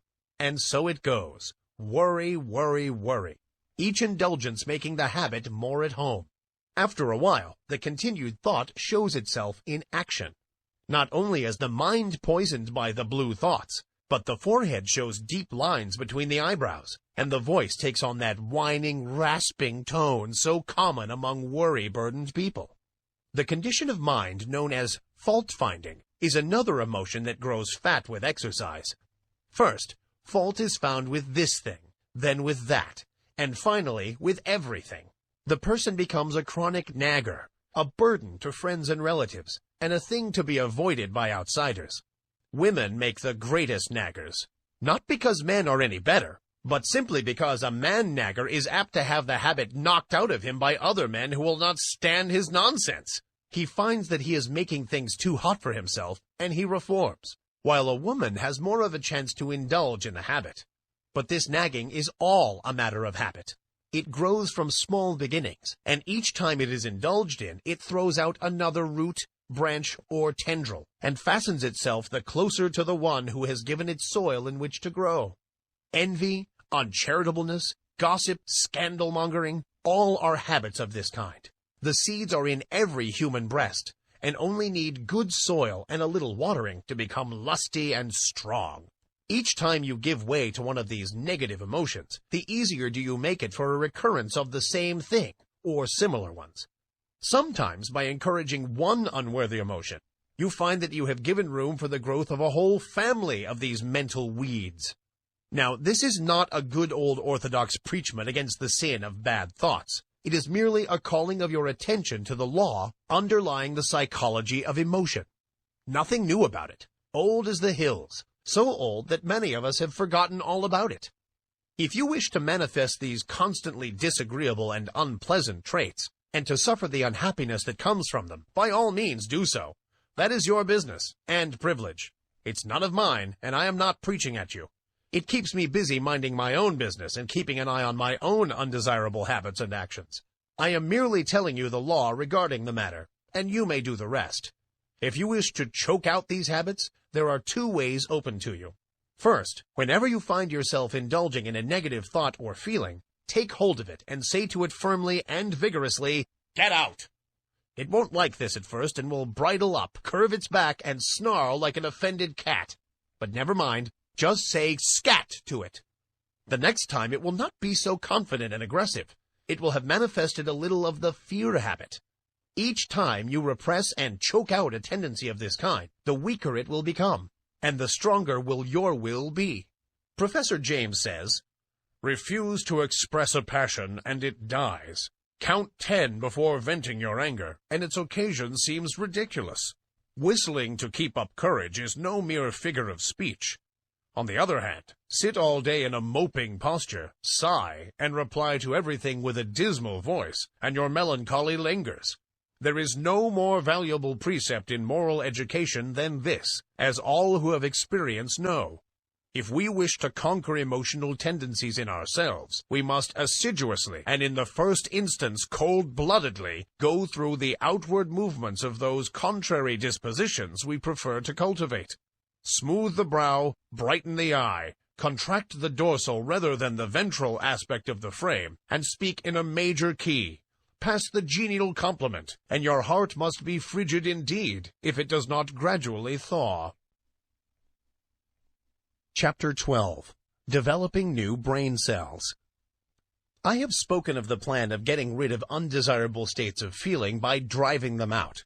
But a far better way is to cultivate the feeling or emotion directly opposed to the one you wish to eradicate. We are very apt to regard ourselves as the creatures of our emotions and feelings, and to fancy that these feelings and emotions are we. But such is far from being the truth. It is true that the majority of the race are slaves of their emotions and feelings, and are governed by them to a great degree. They think that feelings are things that rule one, and from which one cannot free himself, and so they cease to rebel. They yield to the feeling without question, although they may know that the emotion or mental trait is calculated to injure them, and to bring unhappiness and failure instead of happiness and success. They say, "We are made that way," and let it go at that. The new psychology is teaching the people better things. It teaches them that they are masters of their emotions and feelings, instead of being their slaves. It tells them that brain cells may be developed that will manifest along desirable lines, and that the old brain cells that have been manifesting so unpleasantly may be placed on the retired list and allowed to atrophy from want of use. People may make themselves over, and change their entire natures. This is not mere idle theory, but is a working fact which has been demonstrated by thousands of people, and which is coming more and more before the attention of the race. No matter what theory of mind we entertain, we must admit that the brain is the organ and instrument of the mind, in our present state of existence at least, and that the brain must be considered in this matter. The brain is like a wonderful musical instrument, having millions of keys, upon which we may play innumerable combinations of sounds. We come into the world with certain tendencies, temperaments, and predispositions. We may account for these tendencies by heredity, or we may account for them upon theories of pre-existence, but the facts remain the same. Certain keys seem to respond to our touch more easily than others. Certain notes seem to sound forth as the current of circumstances sweeps over the strings, and certain other notes are less easily vibrated. But we find that if we but make an effort of the will to restrain the utterance of some of these easily sounded strings, they will grow more difficult to sound, and less liable to be stirred by the passing breeze. And if we pay attention to some of the other strings that have not been giving forth a clear tone, we will soon get them in good working order. Their notes will chime forth clear and vibrant, and will drown the less pleasant sounds. We have millions of unused brain cells awaiting our cultivation. We are using but a few of them, and some of these we are working to death. We are able to give some of these cells a rest by using other cells. The brain may be trained and cultivated in a manner incredible to one who has not looked into the subject. Mental attitudes may be acquired and cultivated, changed and discarded at will. There is no longer any excuse for people manifesting unpleasant and harmful mental states. We have the remedy in our hands. We acquire habits of thought, feeling, and action through repeated use. We may be born with a tendency in a certain direction, or we may acquire tendencies by suggestions from others, such as the examples of those around us, suggestions from reading, listening to teachers. We are a bundle of mental habits. Each time we indulge in an undesirable thought or habit, the easier does it become for us to repeat that thought or action. Mental scientists are in the habit of speaking of desirable thoughts or mental attitudes as positive, and of the undesirable ones as negative. There is a good reason for this. The mind instinctively recognizes certain things as good for the individual to which it belongs, and it clears the path for such thoughts, and interposes the least resistance to them. They have a much greater effect than an undesirable thought possesses, and one positive thought will counteract a number of negative thoughts. The best way to overcome undesirable or negative thoughts and feelings is to cultivate the positive ones.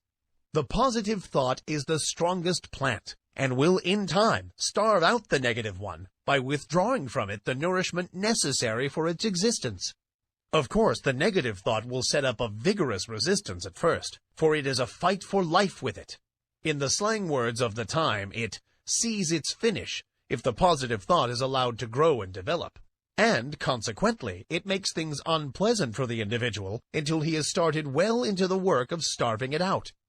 Brain cells do not like to be laid on the shelf any more than does any other form of living energy, and they rebel and struggle until they become too weak to do so. The best way is to pay as little attention as possible to these weeds of the mind, but put in as much time as possible watering, caring for, and attending to the new and beautiful plants in the garden of the mind. For instance, if you are apt to hate people, you can best overcome the negative thought by cultivating love in its place. Think love and act it out as often as possible. Cultivate thoughts of kindness and act as kindly as you can to everyone with whom you come in contact. You will have trouble at the start, but gradually love will master hate, and the latter will begin to droop and wither. If you have a tendency toward the blues, cultivate a smile and a cheerful view of things. Insist upon your mouth wearing upturned corners, and make an effort of the will to look upon the bright side of things. The blue devils will set up a fight, of course, but pay no attention to them. Just go on cultivating optimism and cheerfulness. Let bright, cheerful, and happy be your watchword, and try to live it out. These recipes may seem very old and time-worn, but they are psychological truths and may be used by you to advantage.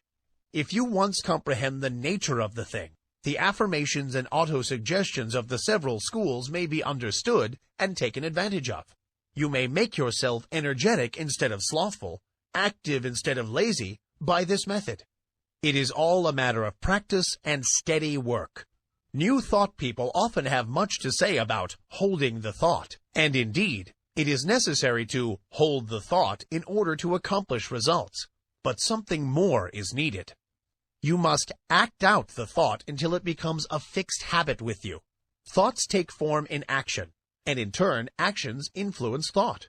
So by acting out certain lines of thought, the actions react upon the mind and increase the development of the part of the mind having close relation to the act. Each time the mind entertains a thought, the easier becomes the resulting action, and each time an act is performed, the easier becomes the corresponding thought. So you see, the thing works both ways, action and reaction. If you feel cheerful and happy, it is very natural for you to laugh. And if you will laugh a little, you will begin to feel bright and cheerful. Do you see what I'm trying to get at? Here it is in a nutshell. If you wish to cultivate a certain habit of action, begin by cultivating the mental attitude corresponding to it. And as a means of cultivating that mental attitude, start in to act out or go through the motions of the act corresponding to the thought. Now, see if you cannot apply this rule. Take up something that you really feel should be done, but which you do not feel like doing. Cultivate the thought leading up to it. Say to yourself, I like to do so and so, and then go through the motions, cheerfully, remember, and act out the thought that you like to do the thing. Take an interest in the doing. Study out the best way to do it. Put brains into it. Take a pride in it, and you will find yourself doing the things with a considerable amount of pleasure and interest. You will have cultivated a new habit. If you prefer trying it on some mental trait of which you wish to be rid, it will work the same way. Start in to cultivate the opposite trait, and think it out and act it out for all you are worth. Then watch the change that will come over you. Don't be discouraged at the resistance you will encounter at first, but sing gaily, I can and I will, and get to work in earnest. The important thing in this work is to keep cheerful and interested. If you manage to do this, the rest will be easy. Chapter 13. The Attractive Power, Desire Force. We have discussed the necessity of getting rid of fear, that your desire may have full strength with which to work. Supposing that you have mastered this part of the task, or at least started on the road to mastery, I will now call your attention to another important branch of the subject. I allude to the subject of mental leaks. No, I don't mean the leakage arising from your failure to keep your own secrets. That is also important, but forms another story. The leakage I am now referring to is that occasioned by the habit of having the attention attracted to and distracted by every passing fancy. In order to attain a thing, it is necessary that the mind should fall in love with it and be conscious of its existence, almost to the exclusion of everything else. You must get in love with the thing you wish to attain, just as much as you would if you were to meet the girl or man you wish to marry. I do not mean that you should become a monomaniac upon the subject, and should lose all interest in everything else in the world. That won't do, for the mind must have recreation and change. But I do mean that you must be so set upon the desired thing that all else will seem of secondary importance. A man in love may be pleasant to everyone else, and may go through the duties and pleasures of life with good spirit. But underneath it all he is humming to himself, just one girl, and every one of his actions is bent toward getting that girl and making a comfortable home for her. Do you see what I mean? You must get in love with the thing you want, and you must get in love with it in earnest. None of this latter-day flirting, on today and off tomorrow sort of love, but the good old-fashioned kind, that used to make it impossible for a young man to get to sleep unless he took a walk around his best girl's house, just to be sure it was still there. That's the real kind. And the man or woman in search of success must make of that desired thing his ruling passion. He must keep his mind on the main chance. Success is jealous. That's why we speak of her as feminine. She demands a man's whole affection, and if he begins flirting with other fair charmers, she soon turns her back upon him. If a man allows his strong interest in the main chance to be sidetracked, he will be the loser. Mental force operates best when it is concentrated.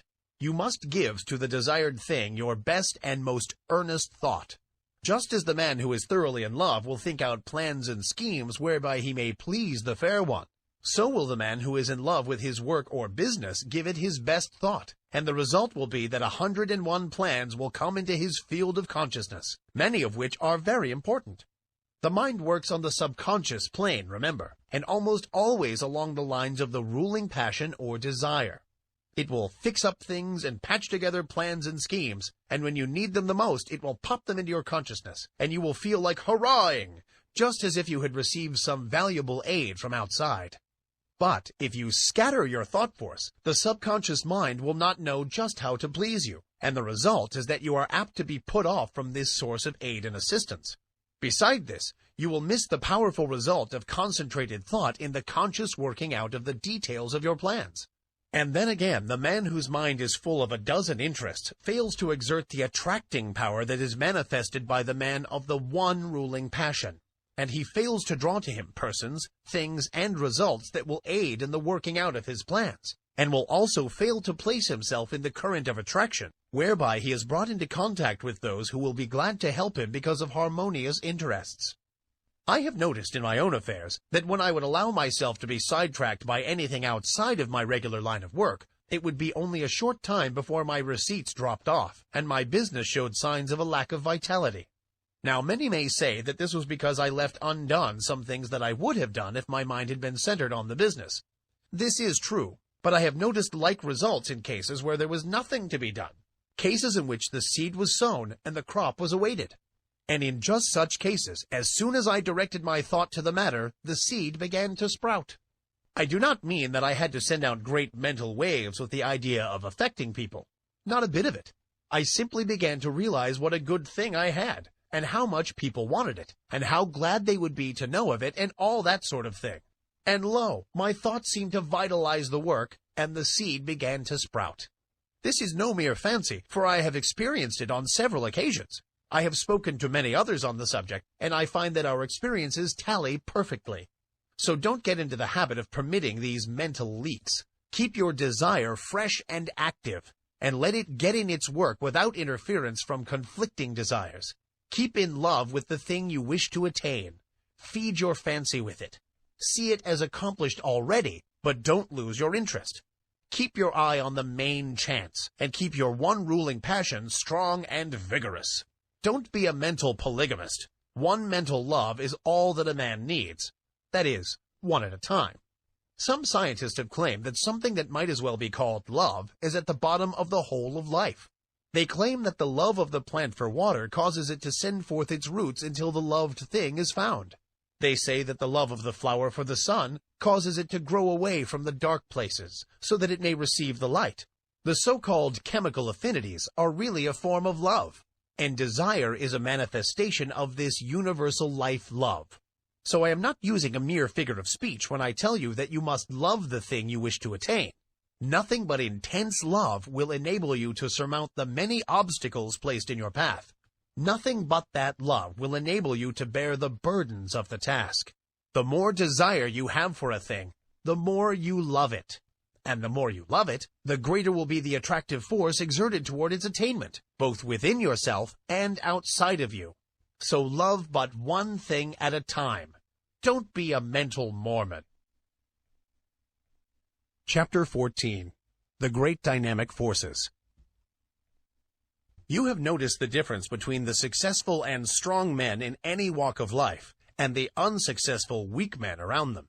You are conscious of the widely differing characteristics of the two classes, but somehow find it difficult to express just in what the difference lies. Let us take a look at the matter. Burton said, "The longer I live, the more certain I am that the great difference between men, the feeble and the powerful, the great and the insignificant, is energy and invincible determination, a purpose once fixed, and then death or victory.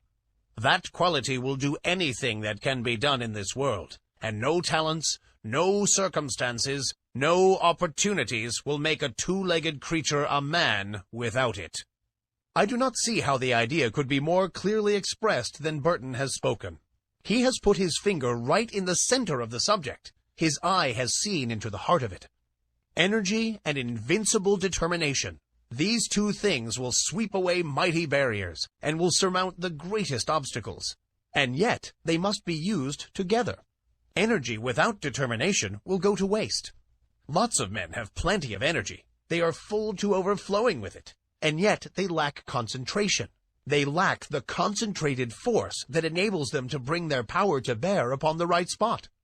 Energy is not nearly so rare a thing as many imagine it to be. I can look around me at any time and pick out a number of people I know who are full of energy. Many of them are energy plus. And yet, somehow, they do not seem to make any headway. They are wasting their energy all the time. Now they are fooling with this thing, now meddling with that. They will take up some trifling thing of no real interest or importance, and waste enough energy and nervous force to carry them through a hard day's work. And yet, when they are through, nothing has been accomplished. Others who have plenty of energy fail to direct it by the power of the will toward the desired end. Invincible determination. Those are the words. Do they not thrill you with their power? If you have something to do, get to work and do it. Marshal your energy and then guide and direct it by your will. Bestow upon it that invincible determination, and you will do the thing.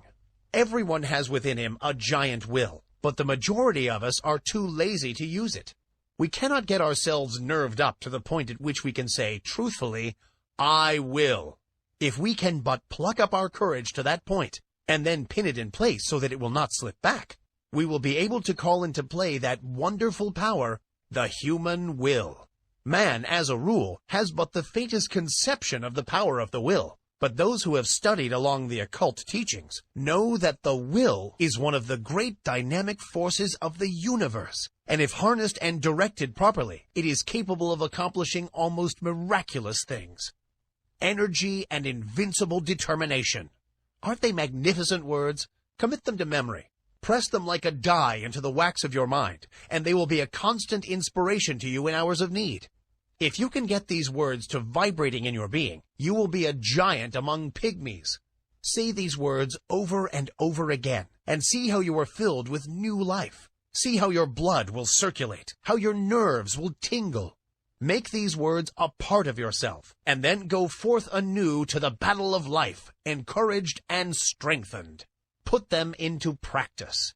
Energy and invincible determination. Let that be your motto in your workaday life, and you will be one of those rare men who are able to do things.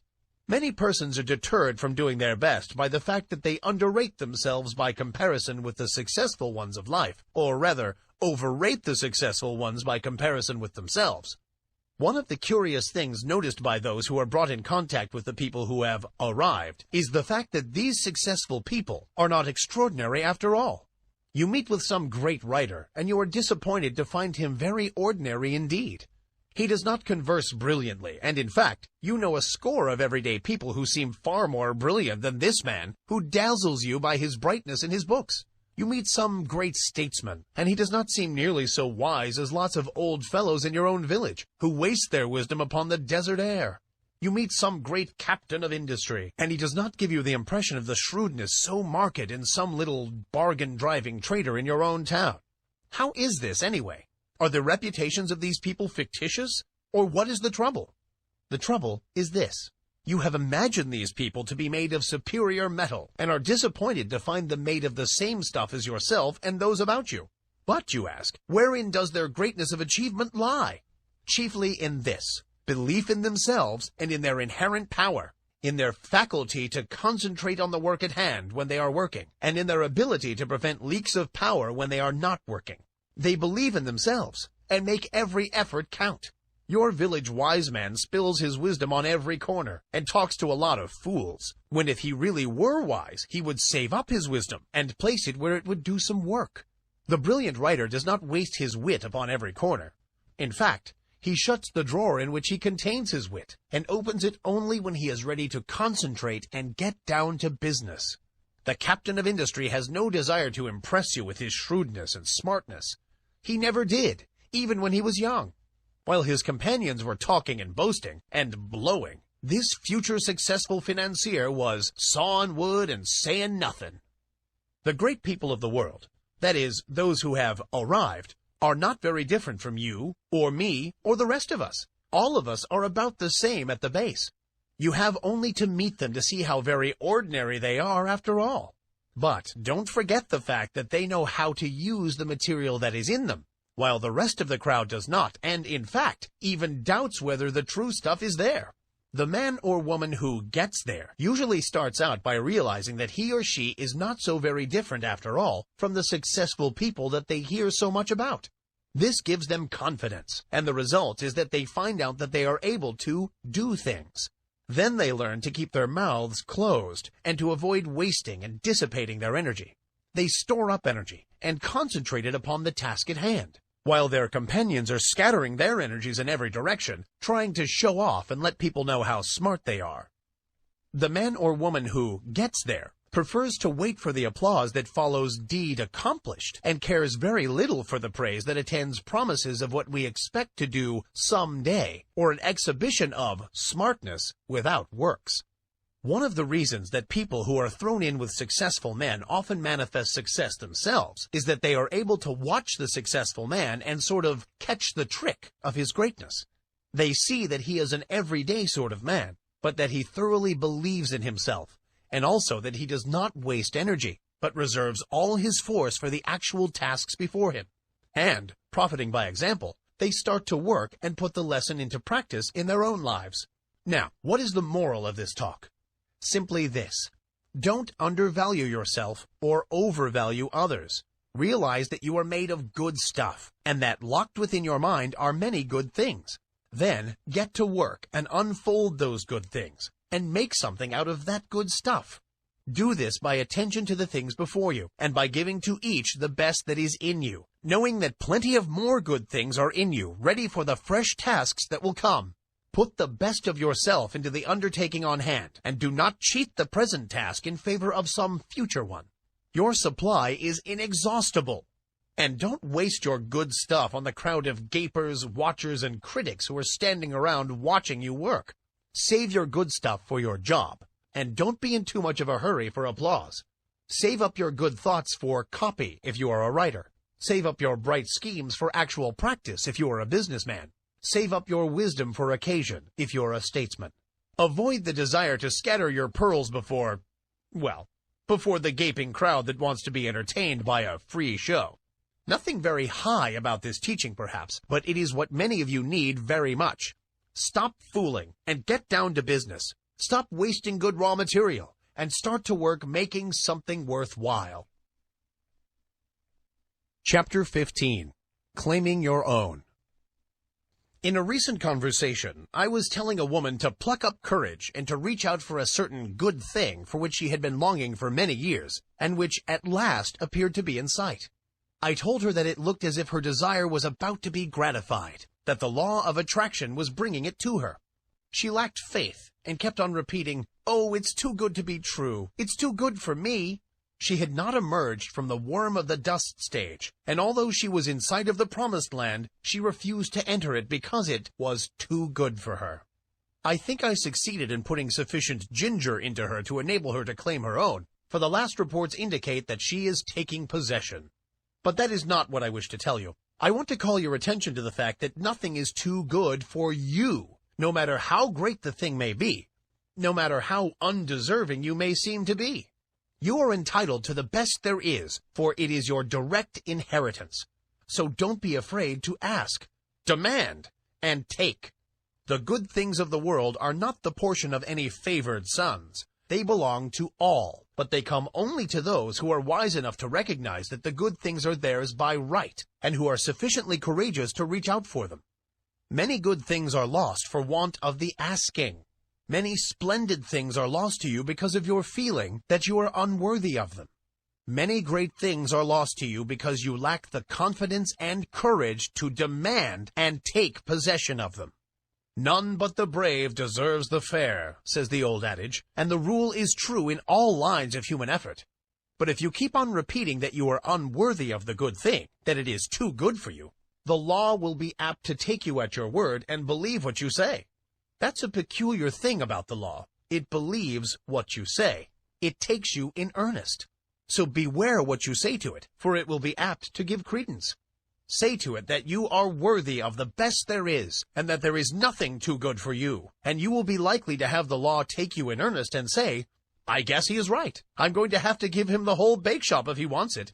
He knows his rights, and what's the use of trying to deny it to him? But if you say, oh, it's too good for me, the law will probably say, well, I wouldn't wonder, but that is so. Surely he ought to know, and it isn't for me to contradict him.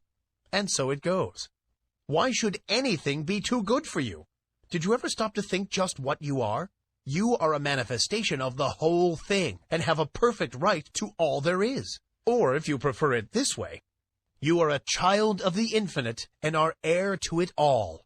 You are telling the truth in either statement, or both. At any rate, no matter for what you ask, you are merely demanding your own.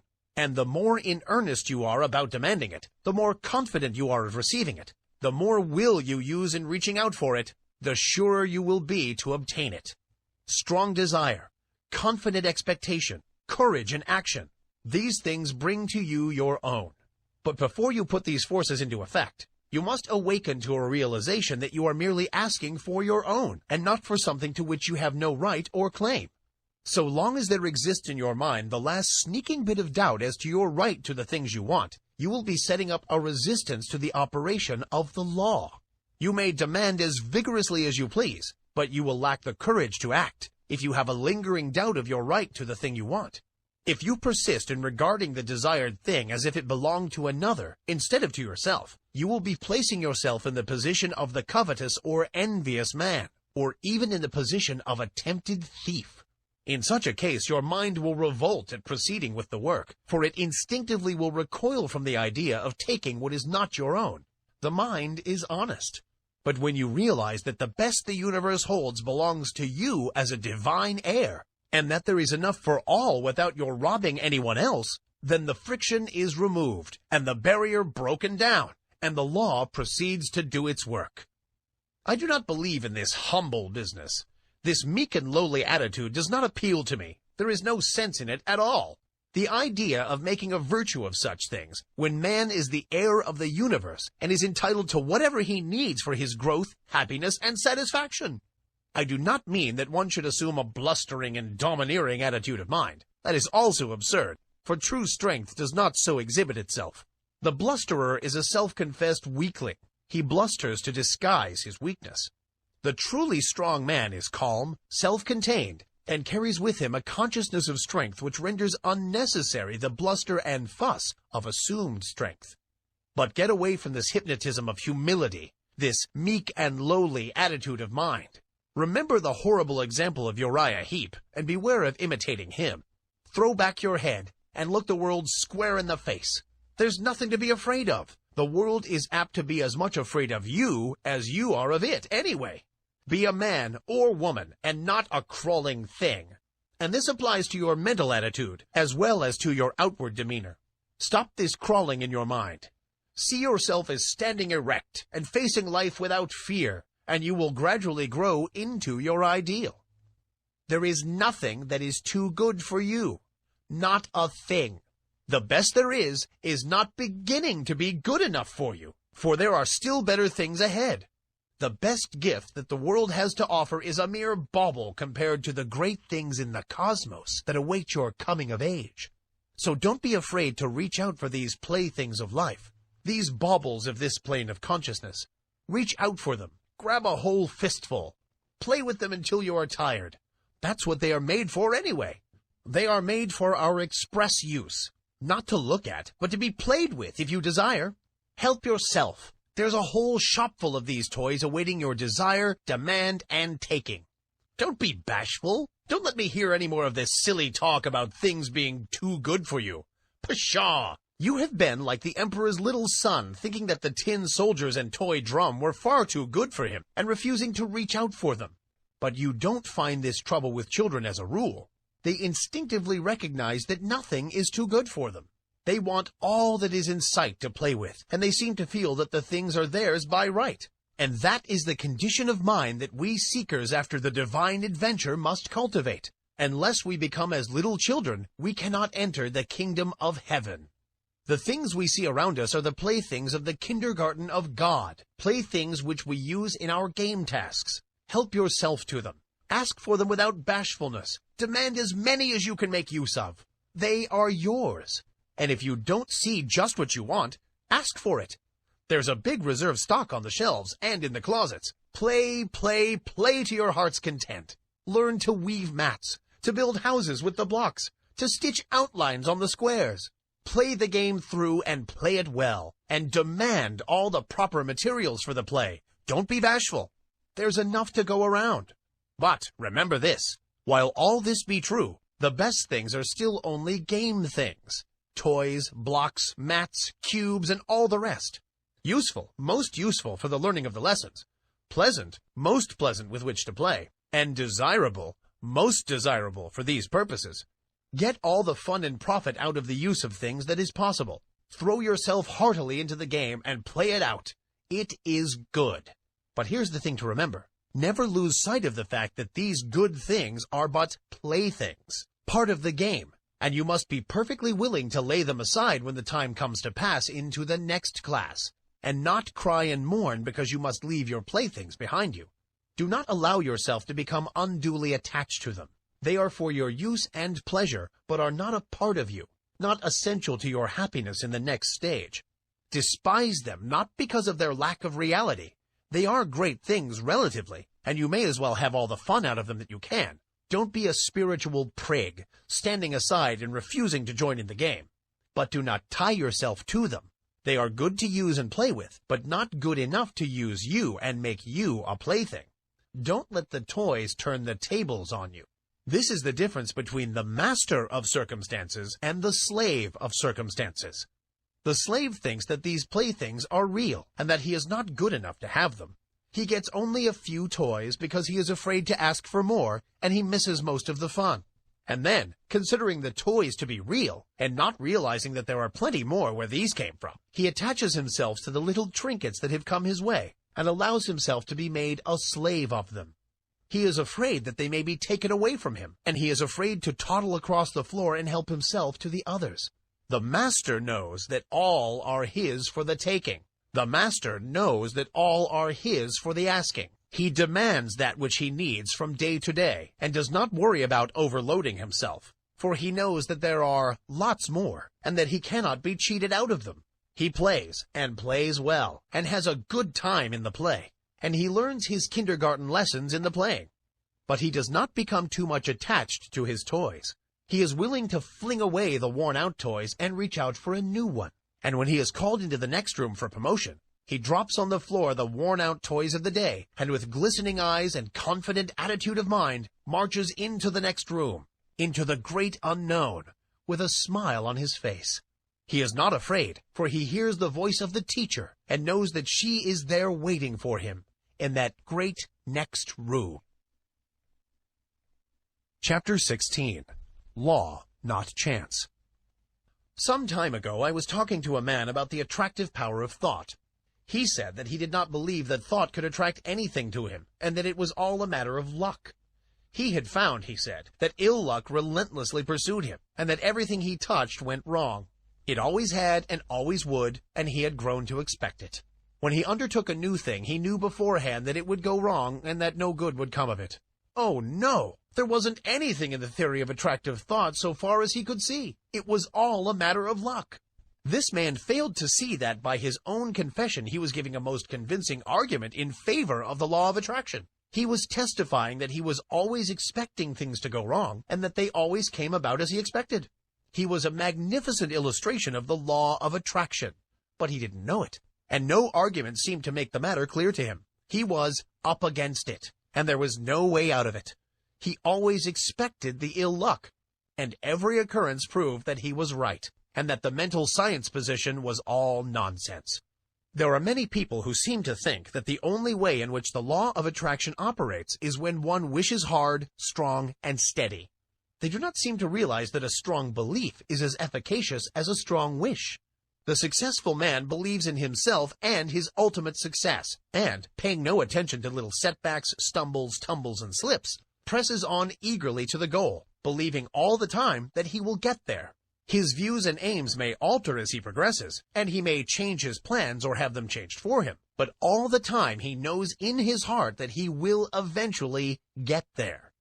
He is not steadily wishing he may get there. He simply feels and believes it, and thereby sets to operation the strongest forces known in the world of thought. The man who just as steadily believes he is going to fail will invariably fail. How could he help it? There is no special miracle about it. Everything he does, thinks, and says is tinctured with the thought of failure. Other people catch his spirit and fail to trust him or his ability, which occurrences he in turn sets down as but other exhibitions of his ill luck, instead of ascribing them to his belief and expectation of failure. He is suggesting failure to himself all the time, and he invariably takes on the effect of the auto-suggestion.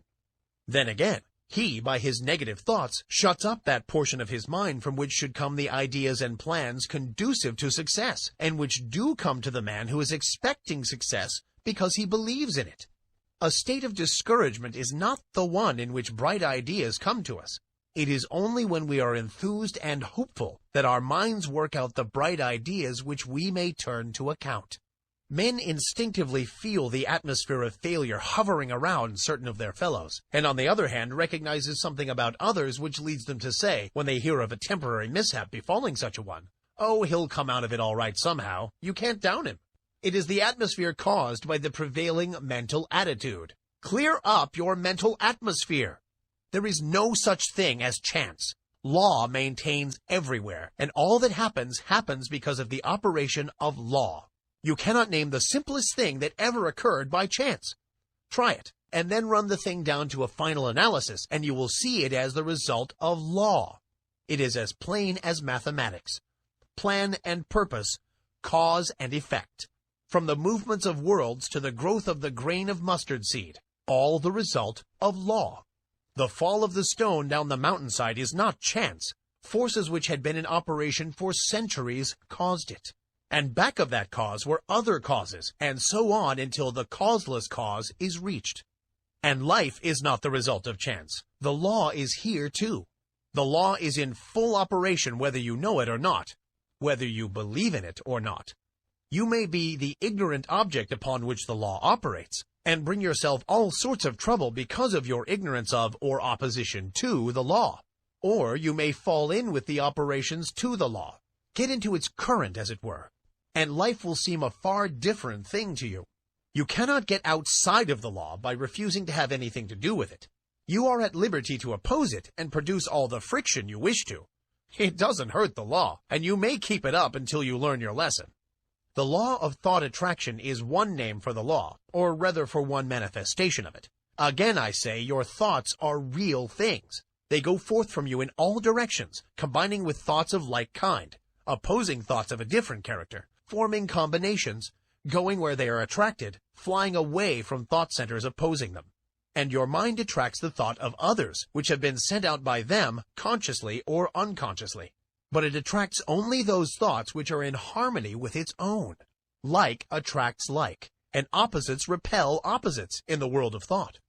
If you set your mind to the keynote of courage, confidence, strength, and success, you attract to yourself thoughts of like nature. People of like nature, things that fit in the mental tune. Your prevailing thought or mood determines that which is to be drawn toward you, picks out your mental bedfellow. You are today setting into motion thought currents which will, in time, attract toward you thoughts, people, and conditions in harmony with the predominant note of your thought. Your thought will mingle with that of others of like nature and mind, and you will be attracted toward each other, and will surely come together with a common purpose sooner or later, unless one or the other of you should change the current of his thoughts. Fall in with the operations of the law. Make it a part of yourself. Get into its currents. Maintain your poise. Set your mind to the keynote of courage, confidence, and success. Get in touch with all the thoughts of that kind that are emanating every hour from hundreds of minds. Get the best that is to be had in the thought world. The best is there, so be satisfied with nothing less. Get into